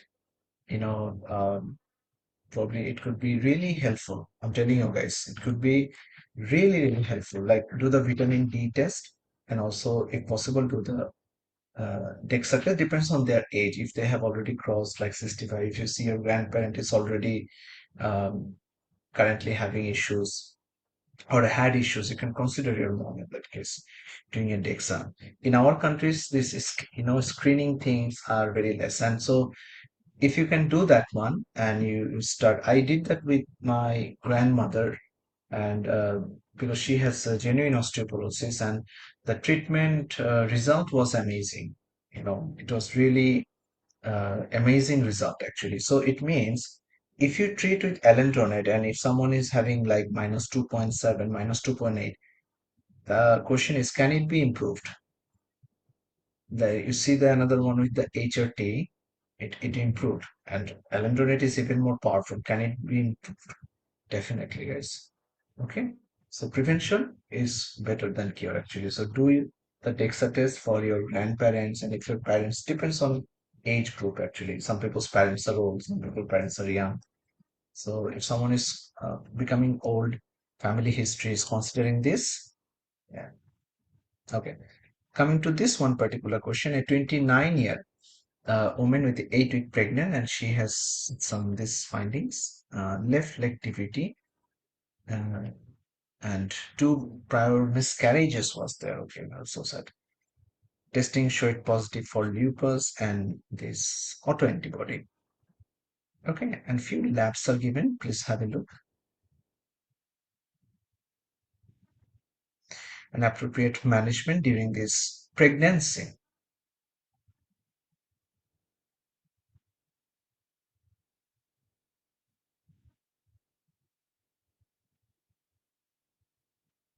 SLE as having this thromboembolic manifestation and also abortion histories. What do you think the diagnosis is? I mean, if you remember, I mentioned SLE has so many connections. Actually, this is one of those connections. Actually, it's not lupus nephritis, which also you need to consider because the creatinine is normal. Also, need to check the drug history whether the person is on any anticoagulation or not. The person is not on any anticoagulation. Okay, so in this particular case, very high chance, a very, very high chance this can be a anti-phospholipid syndrome. She is definitely, I mean, anti-phospholipid syndrome. So this miscarriage, this DVT, did you know this information that anti-phospholipid syndrome has almost 30 times more chances of thromboembolic manifestation than a normal people? Okay, so very important. So antiphospholipid syndrome, more abortion. Antiphospholipid syndrome, more chances of DVT. Antiphospholipid, more chances of even stroke. Correct? Yes, agreed. Yes. Okay. Okay, here is a, like, I think I missed that one. I think one of the question was there earlier, or maybe it will come later. Sometimes tamoxi and raloxi is given together, like uh, the title is Osteoporosis plus breast cancer history in past. So the typical alendronate we cannot give. Our choices can be tamoxifen and the raloxifene. In some cases, there was another advanced question in between tamoxi and the raloxi. Both are similar estrogen receptor modulator, but I mean, some trials says tamoxifen is better on raloxifene. So tamoxi is a slightly more effective. Yes. So remember that a reference for future. Now coming to next question, rheumatological, also kids related. This will again come into the kids cases. Child with a 6 days fever, conjunctivitis rash with a desquamated rash. I like to highlight this one, fever and a rash. You know, child with fever and a rash, very fun to study. There's so many differentials. Yeah, but also true that so much confusion at the same time. So, what is the most initial investigation? Answer would be this is diagnosis is a yes, well done. If you're thinking about, is it a rheumatic fever or Kawasaki? Rheumatic fever you are thinking or Kawasaki you're thinking? Okay, you're thinking more as a, okay. So you're thinking more as a Kawasaki disease. Kawasaki disease. It's a more pediatric case, like child with the rash, but because some arthritic features, this, that thing um, can be common. This one also interrelated with rheumatic fever. So always you are not expecting, I'll always give you rheumatic fever as an option. In main exam, things can be different. So how to diagnose Kawasaki? First of all, there will be fever, fever followed by rash. Starting with fever followed by the rash. But there are some other features too, like conjunctivitis, lymph node enlargement, right? And there will be rash, and the rashes are desquamation rash with the tongue, like a, yes, redness of the tongue, strawberry tongue, actually. If you see the last line, you know, its initial is a yes, sir, and confirmatory by an echo. Yes, sir is an initial, confirmatory echo. This brings us to the point, if it's a rheumatic fever, then what is the initial? Compare contrast. What is initial and what do you confirm? This is another popular example.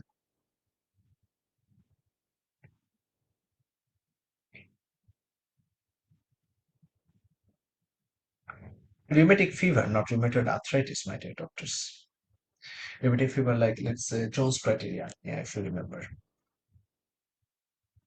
Again, in that particular case, again, that um, ESR would be initial and ASO titer or throat swab would be for further confirmation. I'll give you 30 seconds to absorb all of this.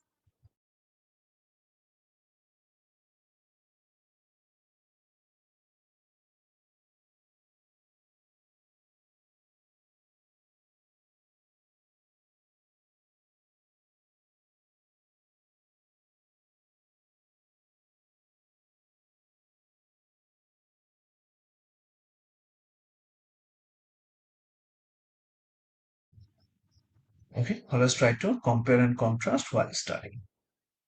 Okay, 80-year woman who fall from wheelchair, an intermediate nail is given for her femoral fracture. She has full family support. What is the next step in the management?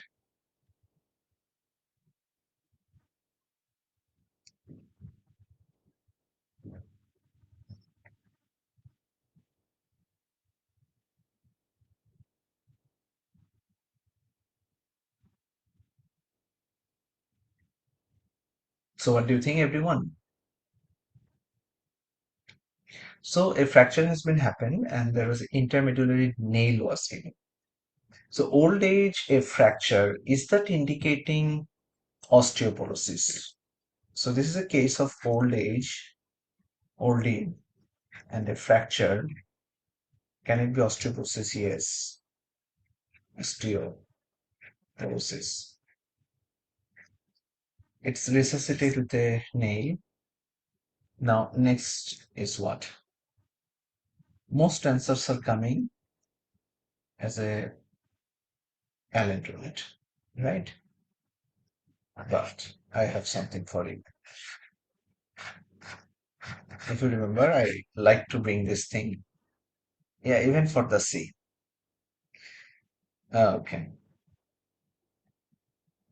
Now, what just has happened? Why I'm saying this is a bamboo question? Okay. Taught you a few things about the osteoporosis. This section when I didn't mentioned before. So speaking about high risk fracture, so this is taken from the RACGP. A little bit advanced, please listen carefully this part. I don't mind if you have missed this one, but in future I expect you to answer this one correctly because this is new for most of you. If someone has a fracture, let's say any femoral fracture, falling from chair. So falling from chair and having fracture, is it common always for normal people? No. Elderly person falling from a chair and fracture means very weak bone, very weak bone. That means this is a osteoporosis case. So it is often called low trauma fracture.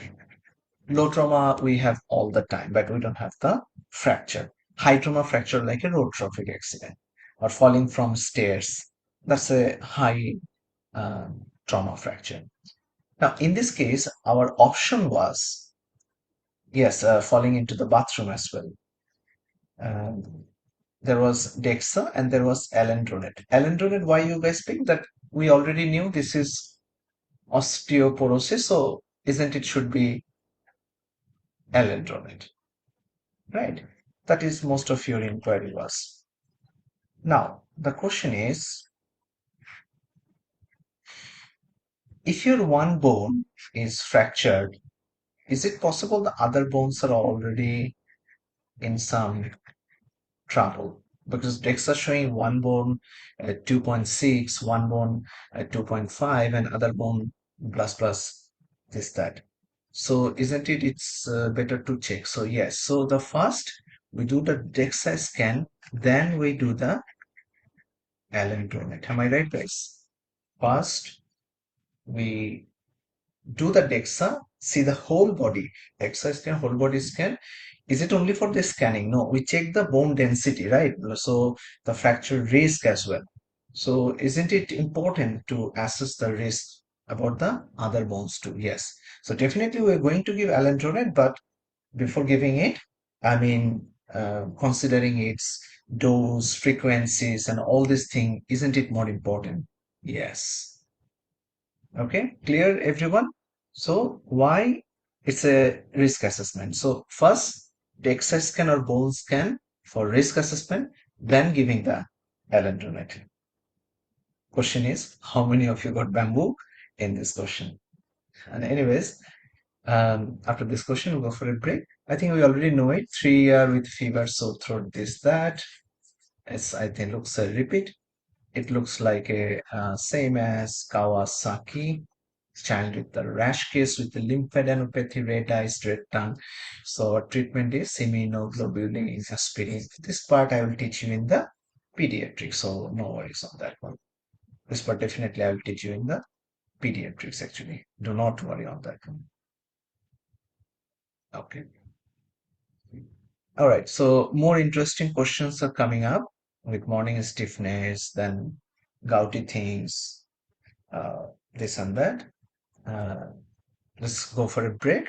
Coming back after the break, and we'll do continuous more recalls. All right, guys. So taking a break here. We have 25 more questions left, and see you guys soon.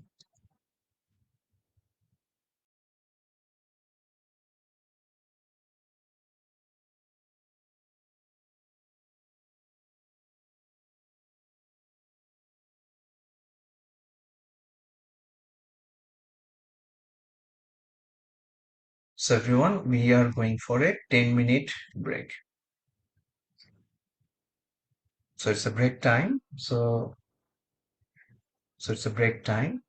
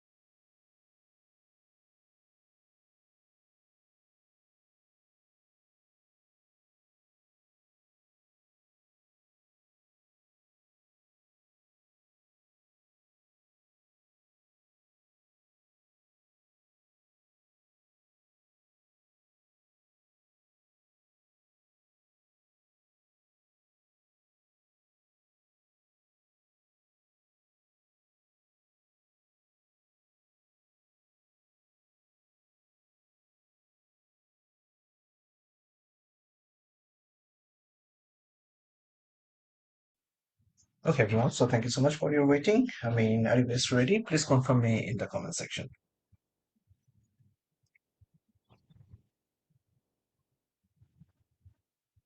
All right, all right. Yes, next question coming up. We have to speed up, guys, to catch up everything. As you all can see, 40 years with the stiffness, and there is stiffness of the bone to wrist joints, and 1 to 2 hours the issues in wrist pain. Uh, because it's a recall, so the clinical features are not so specified as we expect in a question bank question.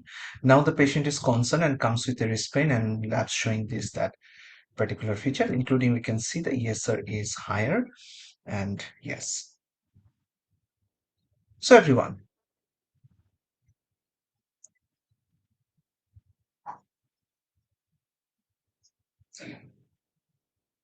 keep going.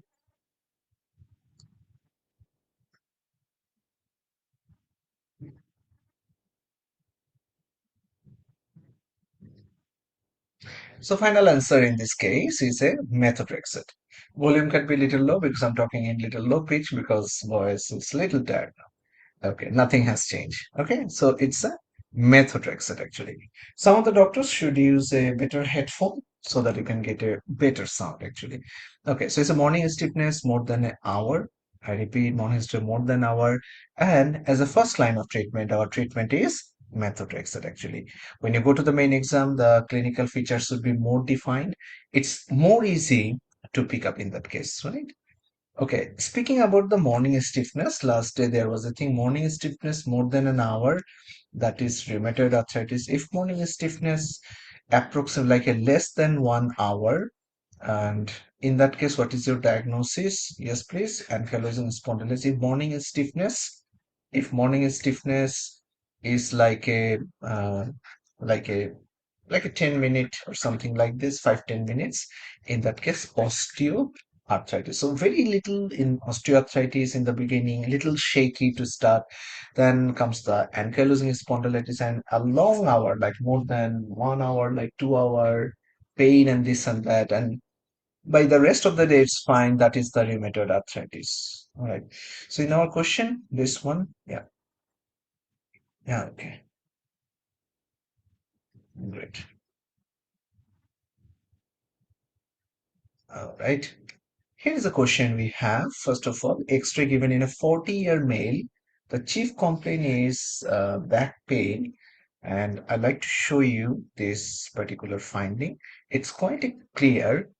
It's quite a clear. In future, I'll tell you from where to study the radiology, this and that, which you have confusion, but don't worry, everything will be. So that's the classic. We are talking about bamboo, and that's the bamboo spine. Make sure the question does not get bambooed. X-ray given. Now they're asking what to do next. A lot of people are answering MRI. That is a bamboo for them. Actually, they ask next. So next one's answer is a HLA-B27. Now this is a part from the John Muther. So you see X-ray. Initially X-ray, then HLA-B27 is as a next test, and further confirmation is MRIs. So coming to this question. So there's a line of test for ankylosing X-ray, then comes HLA, then comes MRI. Remember? So, and among them, this one too, confirm the diagnosis. Next question, nothing much. Young girl presented with a red eye back pain, always, follow the chief complaint. And her brother has ankylosing, and they already mentioned appropriate next step. I think it's easy. It's a X-ray because they directly ask what is next. I'm sure it's easy now. So it is a X-ray. Initially, lastly we mentioned X-ray, then HLA, then MRI. Again here, X-ray, then HLA, then MRI.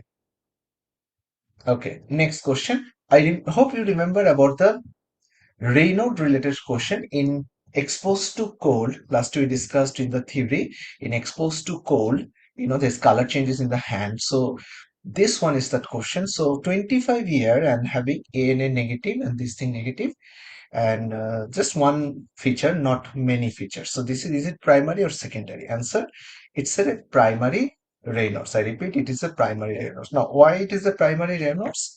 It's because it is 25 years is a less than 30. Only one feature not enough. It is local, not a systematic. Systematic, like SLE has systematic manifestation. Secondary example is SLE. Imagine SLE has so many features. And ANA negative, whereas secondary will have ANA positive, like SLE, systemic sclerosis. So, guys, are we clear why it is primary? Age, one symptom, let's say local symptom, and antibody negative. Primary Raynaud's. Last, I think we have seen that one a bit. Okay, this one is the question number, I think. Yeah, 13. Then this one is the 30. Sorry, that's the skip one. Female afraid of osteoporosis. What is the risk factor for osteoporosis? Yes, I think we did this one, is similar type. Okay, so early menopause. Early menopause. Yeah, again a similar bit type thing. Yeah, but early menopause. Okay. Uh, Next is a male with a 70-year with the osteoporosis screening. He states that wife has diagnosed with osteoporosis recently and is screening. Now, how would you like to start the test in the family? Is it the DEXA? Let's say I'm asking, guys, you should go and test your parents first, but is it in the beginning, are you going to start and doing the DEXA? Not really. We start with the simple X-ray spine first. Am I right? Most cases, that is the thing actually. Most cases start it with the X-ray. Then, is it possible X-ray are showing little osteopenic change? Am I right, guys? This is very basic because they have a little back pain. That's why the X-ray comes first. When the X-ray is showing little back pain, then we give that vitamin D level checking and this and that. Okay, and we keep thinking and preparing for a future bone mineral density. Bone mineral density, it is not always commonly done. So before that, you should double check with the X-ray and the vitamin D. Clear? Yes.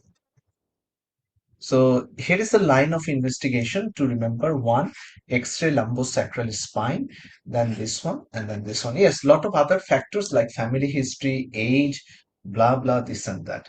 Okay, why not vitamin D first? How many time in your life you have prescribed vitamin D? I ask a counter question because someone asked this question. How many time in your life you have prescribed vitamin D, and how many time in your life you have prescribed X-ray? I think things would be clear. So in Australia, things is actually like mostly we consider actually those are the common tests first, and then we get into the expensive ones and this and that. Everywhere is kind of same actually. All right. Yeah. So that's the next level. Initially, the creatinine, the X-ray one, just X-ray one, basic one we do, then we go for with that one, the remaining. Great. Picture of a female with SLE with a malaria. What is the diagnostic investigation of choice? Final answer in this case, answer would be, so they asked diagnostic choice. I didn't see anti-dsDNA, but because I mentioned one thing to you guys, so anti-Smith Henry. So these are the things you need to learn from us.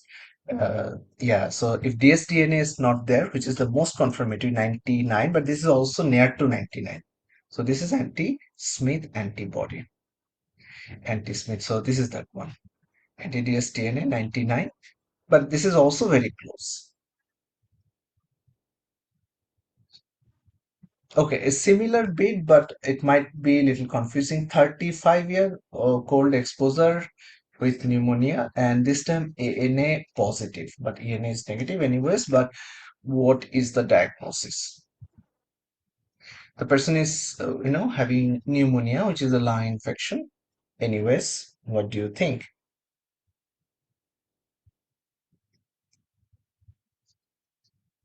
Okay, a lot of people are going with the scleroderma. Now, scleroderma, one thing about scleroderma, did you remember the crest syndrome?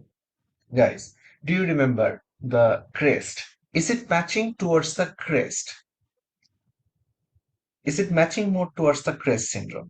Like is E for esophageal, or for only the Raynaud's one is here. Telangiectasia, this and that. Is this matching? Very less in numbers. very less in numbers. So it is yet secondary because of you see age.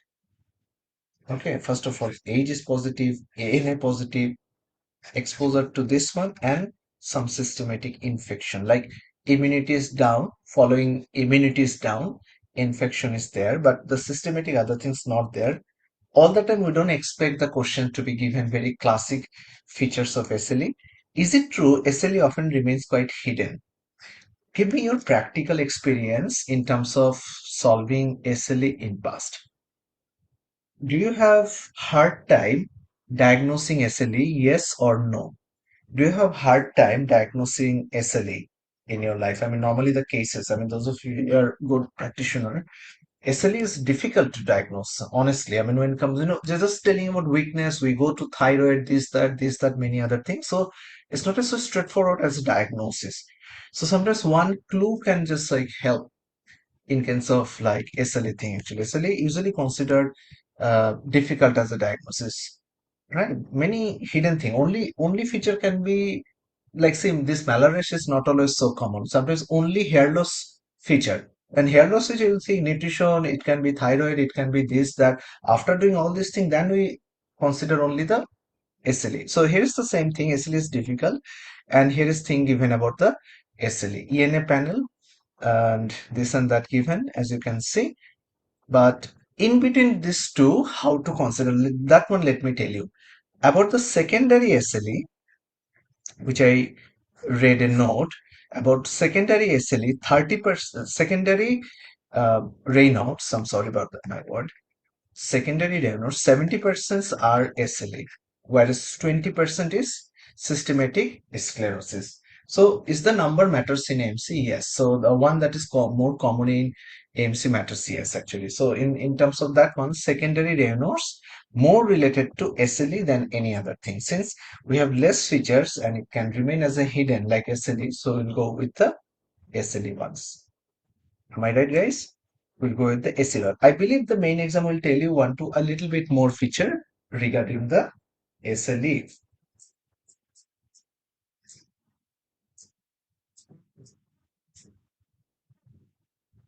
Okay, but it's not the primary, which earlier in another question we found.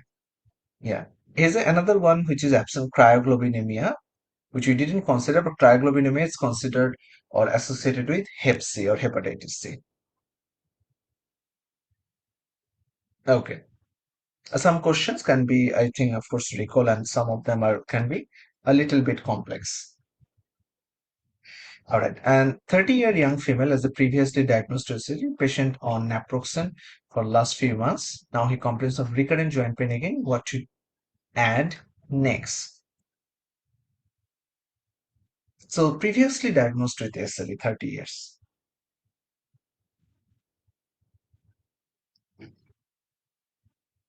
No, I think it's like nothing. So it's a initially for the SLE. I hope you remember the treatment. SLE as a mild, SLE as a moderate, SLE as a severe. Mild as it started with NSAIDs, moderate case, hydroxy, chloroquine. I also mentioned to remember methotrexate name. Now you realize why the name is important. So initially the SLE, which probably you tried with the NSAIDs not working. Now you should go with the methotrexate. Clear now?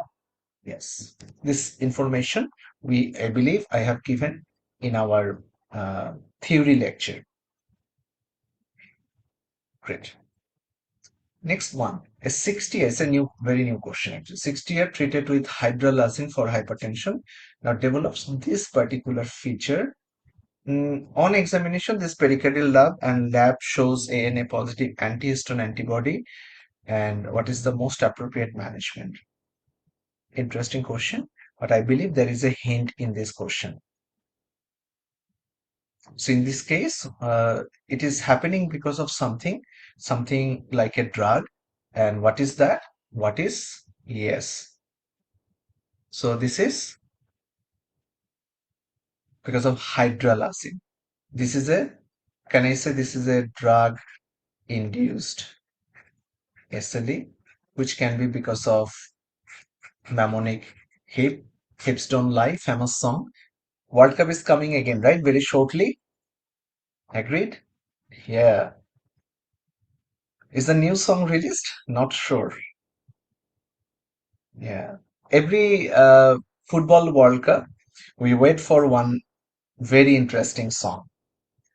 Yeah. So and that is being celebrated for even decades. Yeah. Some people are saying that there's a song release, but it is not an official song. It's a fan made, I guess. Yeah. Because if it's a official one, yeah, it would be like a million views. But if you check this one too, it's like a fan made. Nowadays, you can make also your own song with software. Anyways, so here's the thing: hydralazine, isoniazide, procainamide. This age is related here. So stop hydralazine. Diagnosis is finally drug-induced SLE. So it's a drug-induced lupus. Also read about lupus nephritis. Okay, question can be also related to lupus nephritis. Okay, 28-year with presence with taint a painful right knee. Okay, and also you read this remaining question. Few points are given. What do you think? What is the diagnosis? So sometimes question can be longer, but you need to extract the right ones. Okay, it looks easy because I'm right now telling things, but in the main exam you have to extract dysuria where, conjunctival irritation where, hmm, these things. Yeah. So it's a reactive arthritis, and in case of reactive arthritis, these are the features you remember: urethritis, conjunctivitis, yes, and arthritis. Can't see, can't see, can't pee, can't climb a tree. That's the memory. There can be extra features like precipitated by like salmonella, diarrhea, or STD type of thing. Showing you the question again. Yeah. So here the dysuria discharge comes. So can't see, can't pee, can't climb a tree with swelling arthritis. So reactive arthritis. Clear this one, everyone. It looks easy. I mean, just try to make quick diagnosis in the exam. This time, 12-year girl, new question again. Okay, 12-year girl with brought with a GP, puffiness, this and that. Mother says that her joint issues, intermittent fever, red and this, and worsen after sun exposure keyword. Protein 3 plus, and there's also blood 2 plus, and raised urea and the creatinine. Yes, please.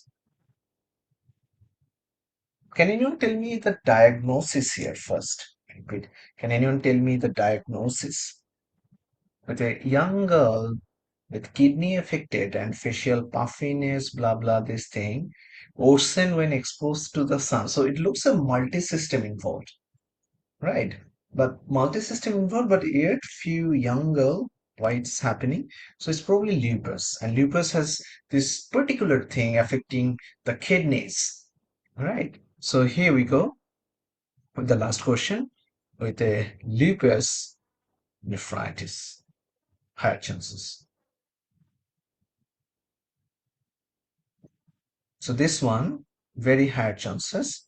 It's a,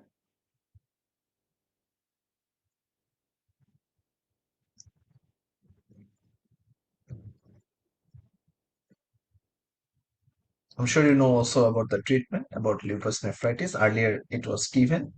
Lupus nephritis is considered severe. Yes.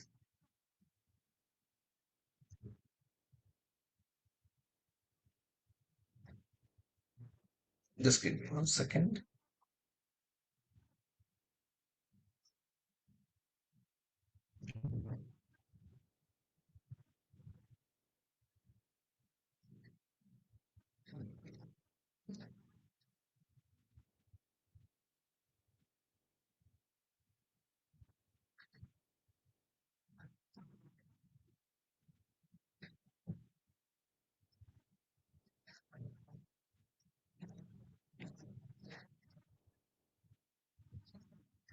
Okay.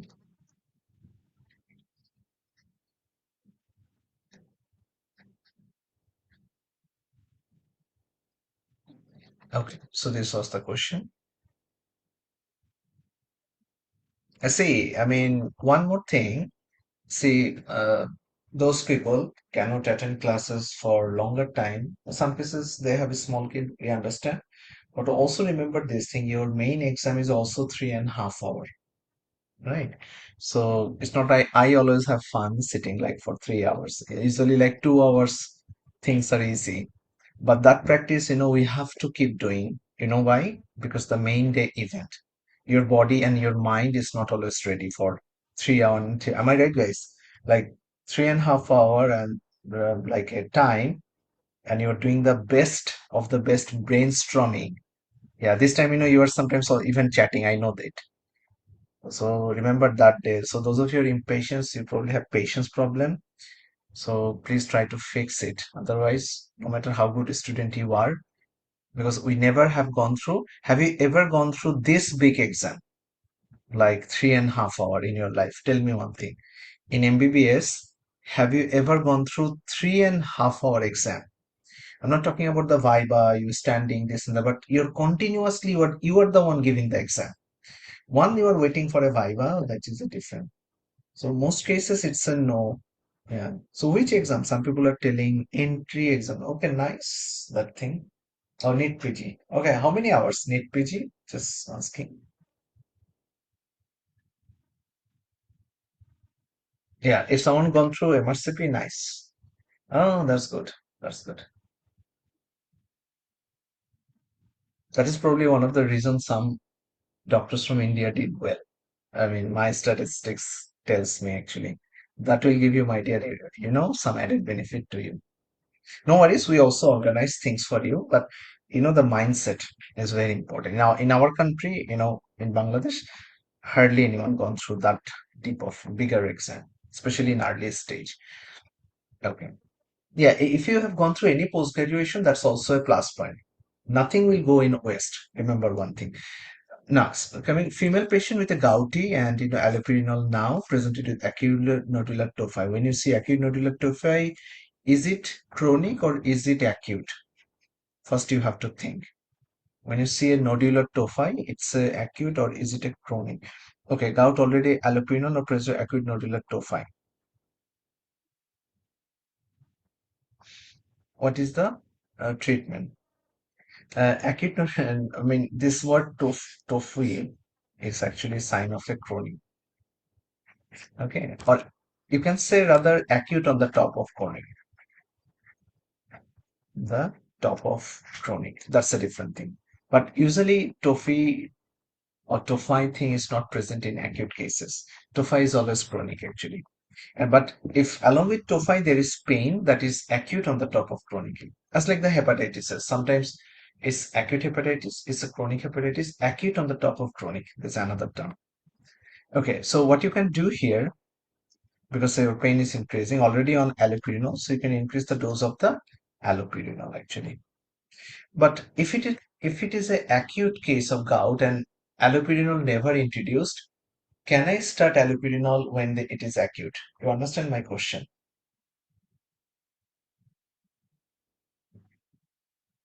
Not really. How many weeks we need to wait? Last we discussed this thing till we introduce allopurinol. It's at least 6 weeks, 6 to 8, correct? But at least 6 weeks. So this is not a case of acute gout, it's a chronic gout actually. So already on allopurinol, this is a treatment failure case. So increase the dose of the allopurinol. So increase the dose of the allopurinol. I try to break it down as much as you can. I hope you're liking the slides, the breakdowns. Yeah. And one more special mnemonic. If you remember acute gout and chronic gout, gout and the pseudo gout, remember? So here is a mnemonic for that. Okay. Guys are not like that always. Guys are negative and need needles. I don't know who made this mnemonic. Probably a girl made this mnemonic, I'm sure. Okay, I collect it actually. I didn't make it. Okay. First of all, my statement, I didn't make it. Guys are negative, need needle. Of course, I'm not making it. Okay, some. That can be a podcast for all of us. Is guys are negative and need needles. Okay. Now this one is not coming. I just collect that one. I find it interesting. So I quickly, yeah. Pretty girls are positive and need rumors anyways. So the point of this mnemonic, uh, guys, gout, negative birefringence, needle shaped crystals. Yes. Pretty pseudo, I don't know. I mean, if the pretty girls are pseudo or not. Even a girls also didn't left those girls actually in any way. So pretty girls pseudo. Anyways, pseudo pretties on epic. Someone said, yeah, epic. Uh, pseudo wise, how positive, I don't know. Pseudo positive. Anyways, I'm getting confused at this point. And rhomboid shaped crystals. Yeah, like this. Rhomboid. All right. And another one is a needle actually. Yeah, little fun.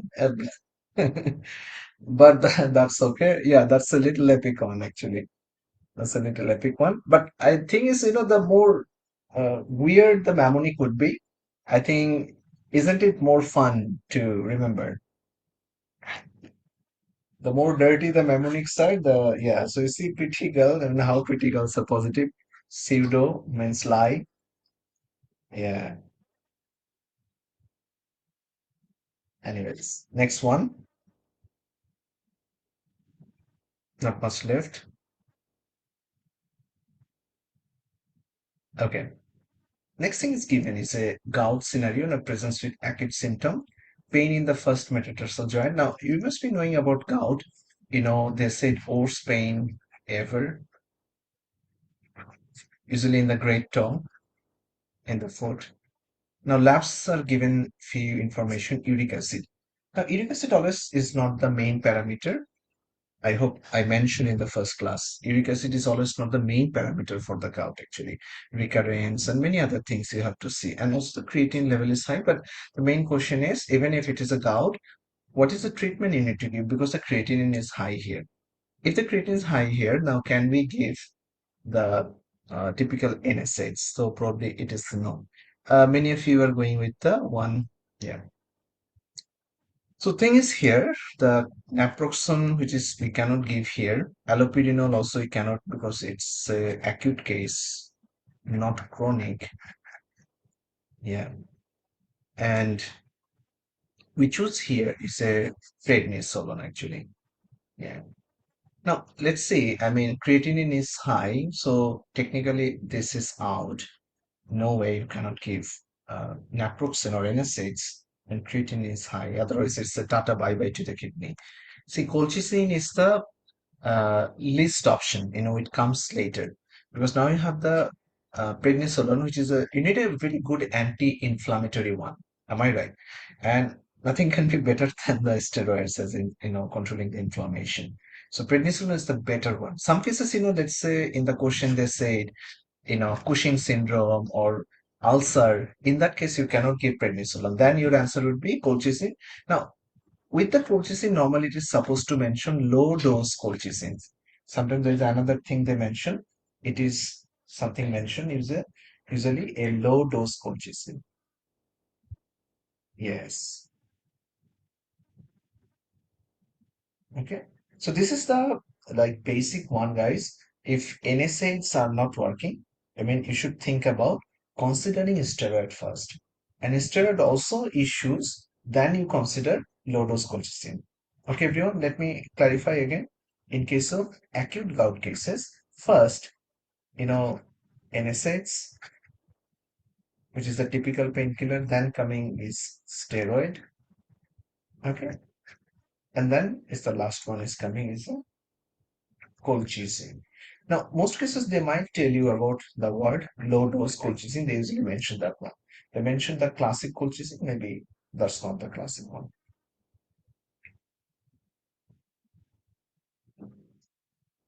Yeah, I think at any level it's a difficult answer. Like even MRCP, MRCS. Yeah, because this is sometimes controversial. Sometimes it depends on the examiner as well, or the clinician as well. Someone said, why not naproxen? My dear, because creatinine is high. Creatinine high means it's a renal, the renal is already involved actually. That's why it's not giving. Okay, now this one will help you, certainly. This one, I'm keeping it for 1 minute. You check it, my dear, you memorize it. This will help you. I'll give you a minute to check this one. Acute gout management, renal involvement, no renal involvement, and the other things.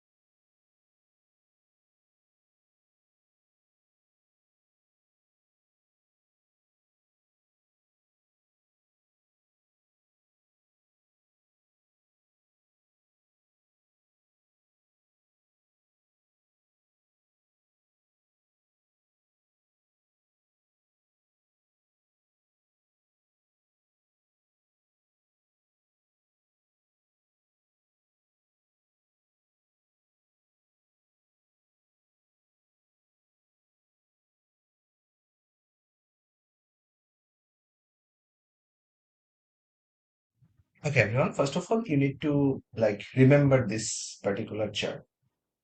Starting with the last part, I hope this is clear that allopurinol you can only start when acute phase subsided. So never start allopurinol in acute attack. This is the basic.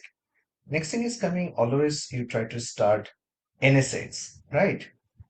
Always starts NSAIDs. Next coming, if renal impairment, as like our question, in our question, when there's a renal impairment, corticosteroid is the treatment of choice. This question mentioned renal impairment, yes or no, guys. Those of you who have confusion, this particular question has renal impairment or not. Certainly, there is renal impairment. Okay, so in that case, you go for the corticosteroid because it's mentioned in the guidelines. Okay. Some cases, if you have issues with steroid like gastric ulcer, you have issues with steroid like Cushing syndrome, only in that cases you consider the low dose colchicine. Is it clear? Normally, we don't use the low dose colchicine. I repeat and like to clarify one more time. We don't use the low dose colchicine.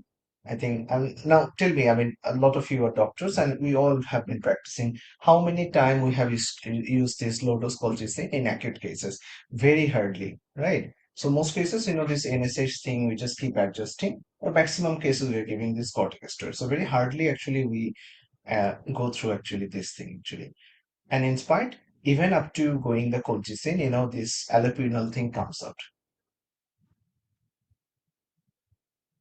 All right. This is a textbook page of Master the Board. So you guys can also check. We'll also, I think those of you who have taken admission, I think we have given a, textbook folder. So you can also check Master the Board is probably given there. Actually, you can have a look on that one. All right. So gout is given and gout related notes are also given in the SMA notes. So normally the John Mutta and SMA notes are enough actually. So only thing there was confusion with the guideline. So I made that guideline, I mean in colorful way. So I think it's more easy now actually. Guys, one more time asking, is it clear to everyone? This part every batch when I teach, they find it little bit difficult. That's why this new flow chart I have made.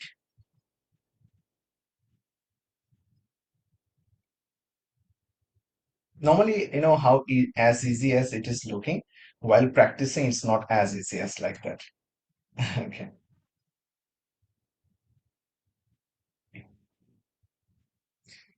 Let's go for the next question. With the old man comes with the symptoms of MI. which is the heart attack, and got admitted and treated for the same time. After 2 days, hospital developed swelling on the great toe. Again, the gout and the great toe is coming again and again with a shiny appearance. Typically, all features of gout. Now, what is the diagnosis? Keep going, guys. Some of you are not answering.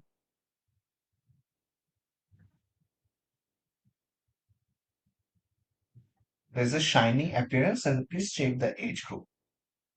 So, in this case, it's a very high chances. It's very high chances. Yeah, certainly gout has this kind of features.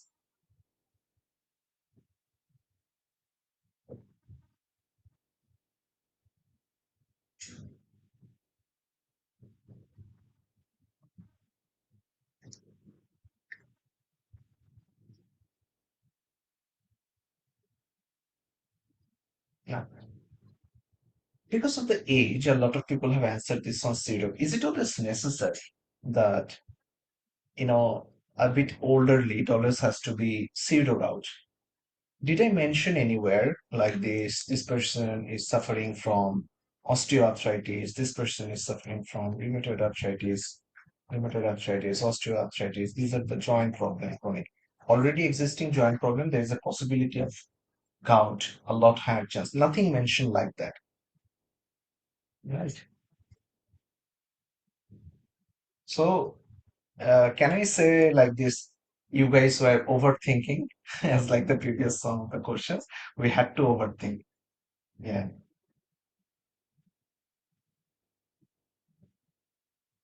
Great toe with shiny appearance and without fever, you should not think about the septic arthritis. Now, can I say for septic arthritis, you also need this thing, high fever?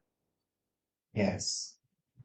So that is something absent here actually. So that's it. That is why it is not septic arthritis. In order to say septic arthritis, it has to be like fever, which is supposed to be high, a joint, it's like monoarthritis, and it will be swelling at the same time. Yeah. So these features are absent in case of this particular situation. In case of pseudo gout, there has to be previous existing joint problem. On the top, newly appeared problem. Osteoarthritis is more like straightforward, not like this.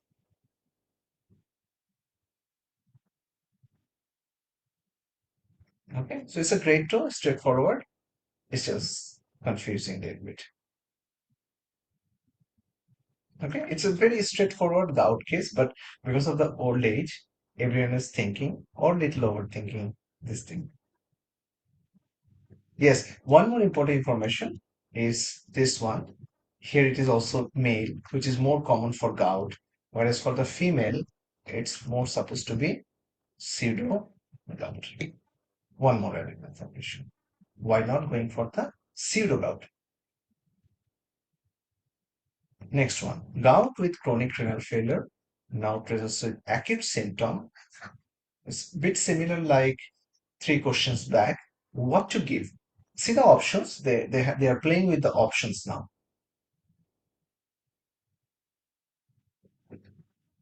They're playing more with the options.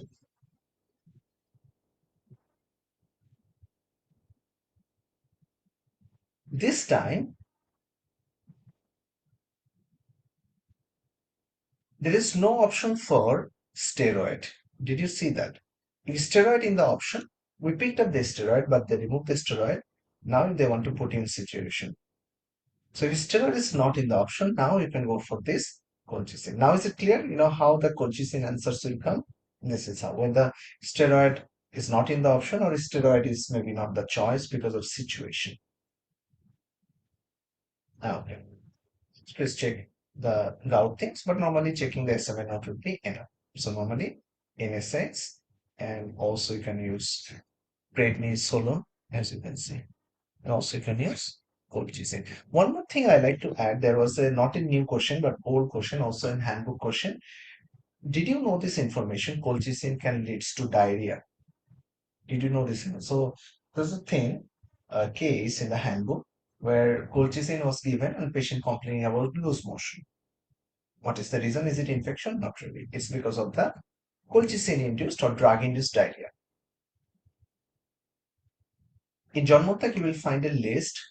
If you go to the back index and check the diarrhea, you will see drug-induced diarrhea is a table. You can also go to the Google and check drug-induced diarrhea. There are at least 50 drug lists that can actually cause diarrhea. Simple metronidazole can cause diarrhea.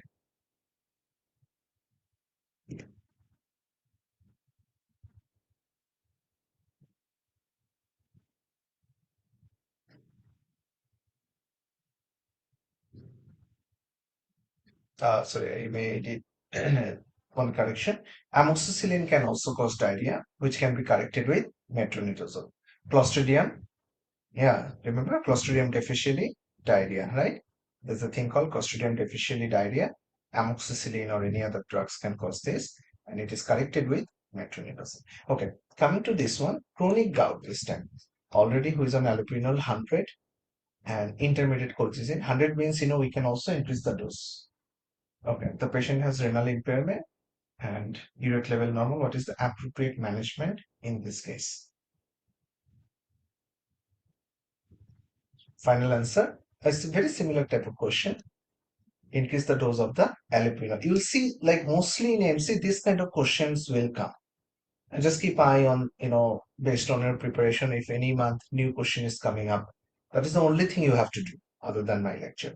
And just check the guideline group practicing more similar recalls actually. Okay. Gout scenario with a chronic renal failure and the CCF and presence with the acute gout syndrome, what to give in this case?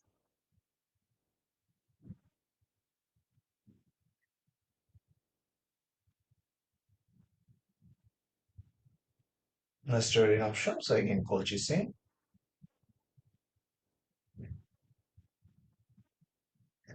Acute attack of a rheumatoid knee pain in an oldie means old person. Sometimes they call it oldie with unilateral symptom. What is the diet? No redness, no tension, but is no prior history, no fever.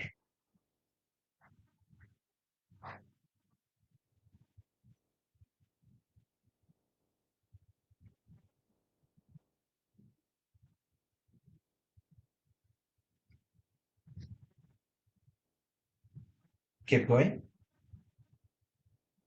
So one point is a elderly person who is already having rheumatoid, arthritic pain, arthritic problem. So this time it is your favorite zero gout.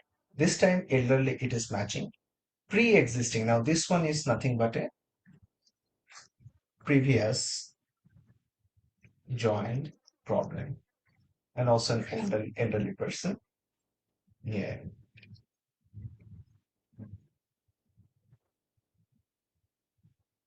All right. Yeah. Zero gout, as someone mentioned, pretty girls, that memory.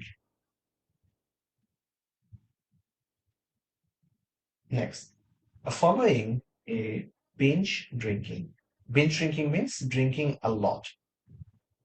A 46-year man presents with a pain in the great toe. I think you understand where this is going. Pain started yesterday. Is that information given? And past history of diabetic is that. And warm touch to elicit the pain. Joint aspiration reveals negative birefringence. So this was important actually. So this is a man. So man, negative birefringence. You know where this one is going. This is going towards, yes, gout.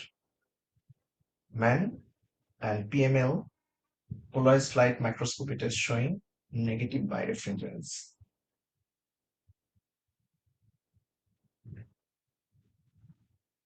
Okay.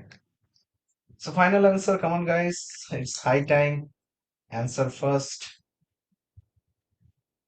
Yes, well done. Very well done. Very good. And I like to draw a very nice bamboo. We call it bash in our country. Now, what you were thinking, it's not happening. That's called bash or bamboo. And most 90% of you made a wrong answer.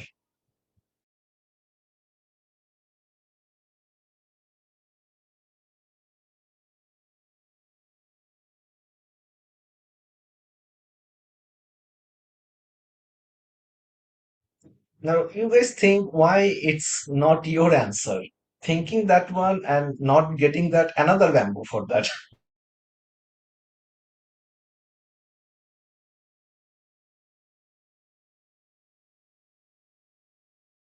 This is a double bamboo question actually. I mean, if you're not getting the answer, there's another bonus bamboo for you.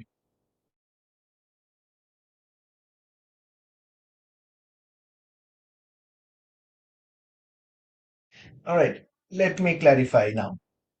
First of all, if you see, it's like a maze.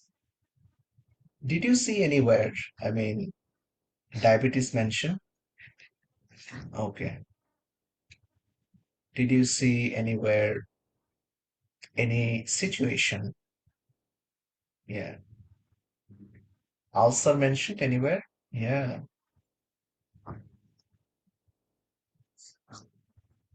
All right. Now, if there is an ulcer, can we give NSAIDs? Now, some people say, oh, yes. Oh, bamboo, actually. So, NSAIDs? No. Diabetes. Can you give prednisolone? No. So, NSAIDs? No. This one, no. States, colchicine. How do you feel right now? Top of the world? Okay. So see, this kind of thing, I mean, why we bring this question?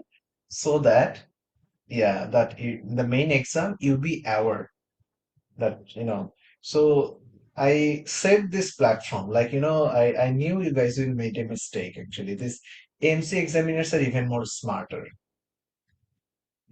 So I set the platform because that's why it is a MCAT exam, computer adaptive. So they can set a platform and in the next one, it can be a big mistake for you. Patient presented with gout, there is an ulcer, there is also a diabetic thing. Okay, almost at the end. So patient of gout already and now coaches in annual renal, uric acid level normal, no renal failure. All right. Now there is a gout. Maybe there is a grade 2 which is affected. That's why maybe it's an acute gout. Right? It's an acute gout. What do you think? I think it's a classic one. Still, a lot of people are confusing. It's a simple indomethacin. I see now. See, some people are even afraid to answer the logic one. Actually, this is a like a because of thinking too much about the complex ones. Now, the more simple one, a lot of people couldn't answer. A lot of people answer this one. C. Whatever it is, allopurinol stopping, closing, whatever, but it's a simple one. And in this case, you need a indomethacin. NSAIDs. All right. Come on, guys.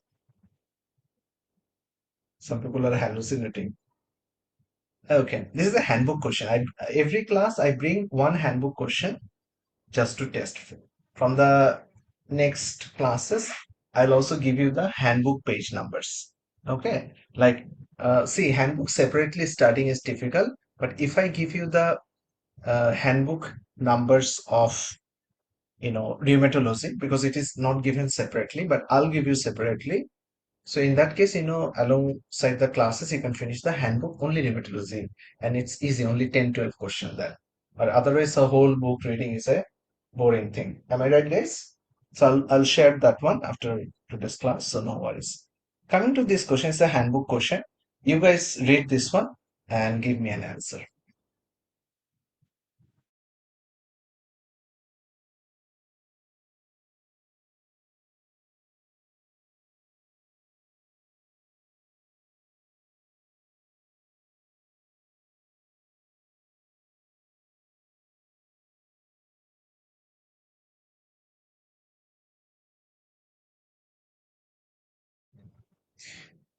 All right, so many people answering B, and it's a handbook question. Answer is going for E.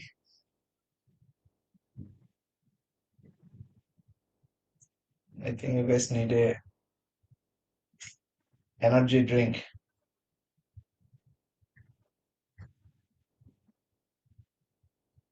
Inside the gym, we drink sometimes BCAA. Any idea? So sometimes, have it during the class. All right. It's a handbook question, guys. Straightforward. It's a handbook question. MC handbook, the book, blue book. This question is given. So every class I bring one handbook question just to make you understand and remind.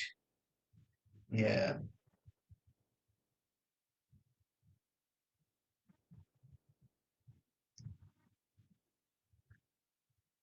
You see, he has responded.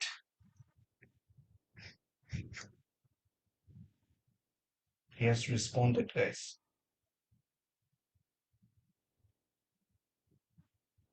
So yeah, if it is responded going well, then yeah.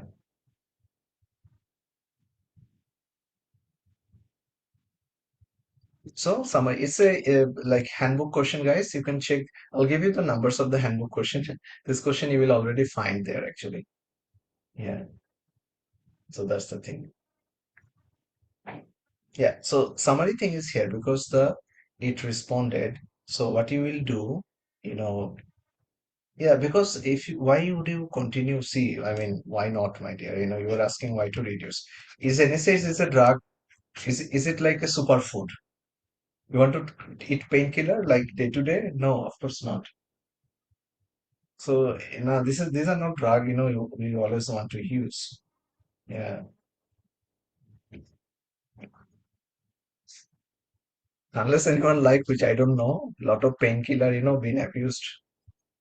Yeah. But NSA is not the drug which has been abused. The biggest drug which has been abused worldwide is painkillers. Do you agree? Even the, the famous artist, I'm a big fan, Michael Jackson fan. He also died because of these painkiller things, propofol. I mean, that's even more higher kind of anesthetic agents. Anyways, guys, you can check that one handbook. Almost at the end. I know everyone is tired now. 61-year alcoholic cirrhosis and gout. An emergency department with acute pain and swelling of the right knee, fever and chill in the past 24-hour, temperature is high. So there is a gouty attack with a fever with a red swollen knee. They have the CBC polymorphs with urea creatinine high up. Now, what is the appropriate management here? See, this next step of management, this kind of question makes us even more confused.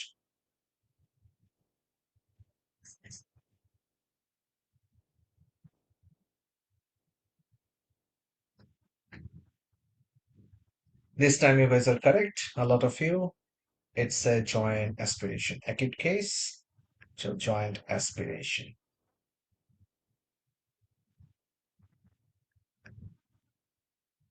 A quick question, what is the diagnosis, first of all? Is the gout pain swelling of the right knee? I'm trying to give you a hint, guys. Single joint. Okay, and the person is having fever or not? Yes, the person is having fever. Person WBC count is raised or not? Yes, raised. But on the top, creatinine. Now, what to do? In this case, this is nothing but septic arthritis. So, arthrocentesis first. Am I right? Arthrocentesis. So, previously there was gout, but yet there was septic arthritis can happen. Already issued joint has issues because of gout, because of rheumatoid arthritis, rheumatoid osteoarthritis, isn't it? Yes. So joint aspiration? Yes. Guys, this is nice one, and this particular thing I highly recommend you to uh, keep it as a wallpaper or a screensaver. You see, one by one you do, and then remove that wallpaper. Keep it in your wallpaper like MCQ, clinical, English test. Then someday you get, early registration. Then you get your, you know, general registration, which is like the main permanent registration. Yeah, great guys. All right. So this is how the things are, and we will be definitely, it's a very long class. I hope so. I'm not in a state to answer anything right now. So do you guys. A lot of questions. But we are opening a recall inquiries zone where you can ask me questions up to the rest. Recall rheumatology. Take some rest and get back to me with your answers. I'm 100% sure I'll be get back to you on that. Yes, my dear doctors, please check your batch 69 group. And if anyone, if you can share that first class link actually. Yeah, I mean here, um, that would be helpful for some people who didn't find that first class link. We already posted in that group actually. Yeah, tomorrow. Now tomorrow there's no class. Next class would be on Sunday. Tomorrow we'll upload, overview. Overview means the next subject, what you're going to study, we will update you on the topics actually. Right. So Sunday and the Thursday. So keep studying, guys. Your next mock test would be on Sunday after class, actually, because the first class you guys are not ready, but we'll update you guys actually. Okay. So no need to do anything before the Sunday class. Just keep studying. Just finish the rheumatology for God's sake. First, finish John Muttak as per the theory I have guided you, and also finish the SMA note from the drive. If anyone didn't get the note, yes, I'll upload the file, so no worries. You can download the question bank and print it out, so no problem. So next class on Sunday. So thank you so much, my guys. To pray for me. If you have any questions, I'm telling any questions, we have already made inquiries on. Just go to the Facebook, that's 69, and ask me questions actually. Yes.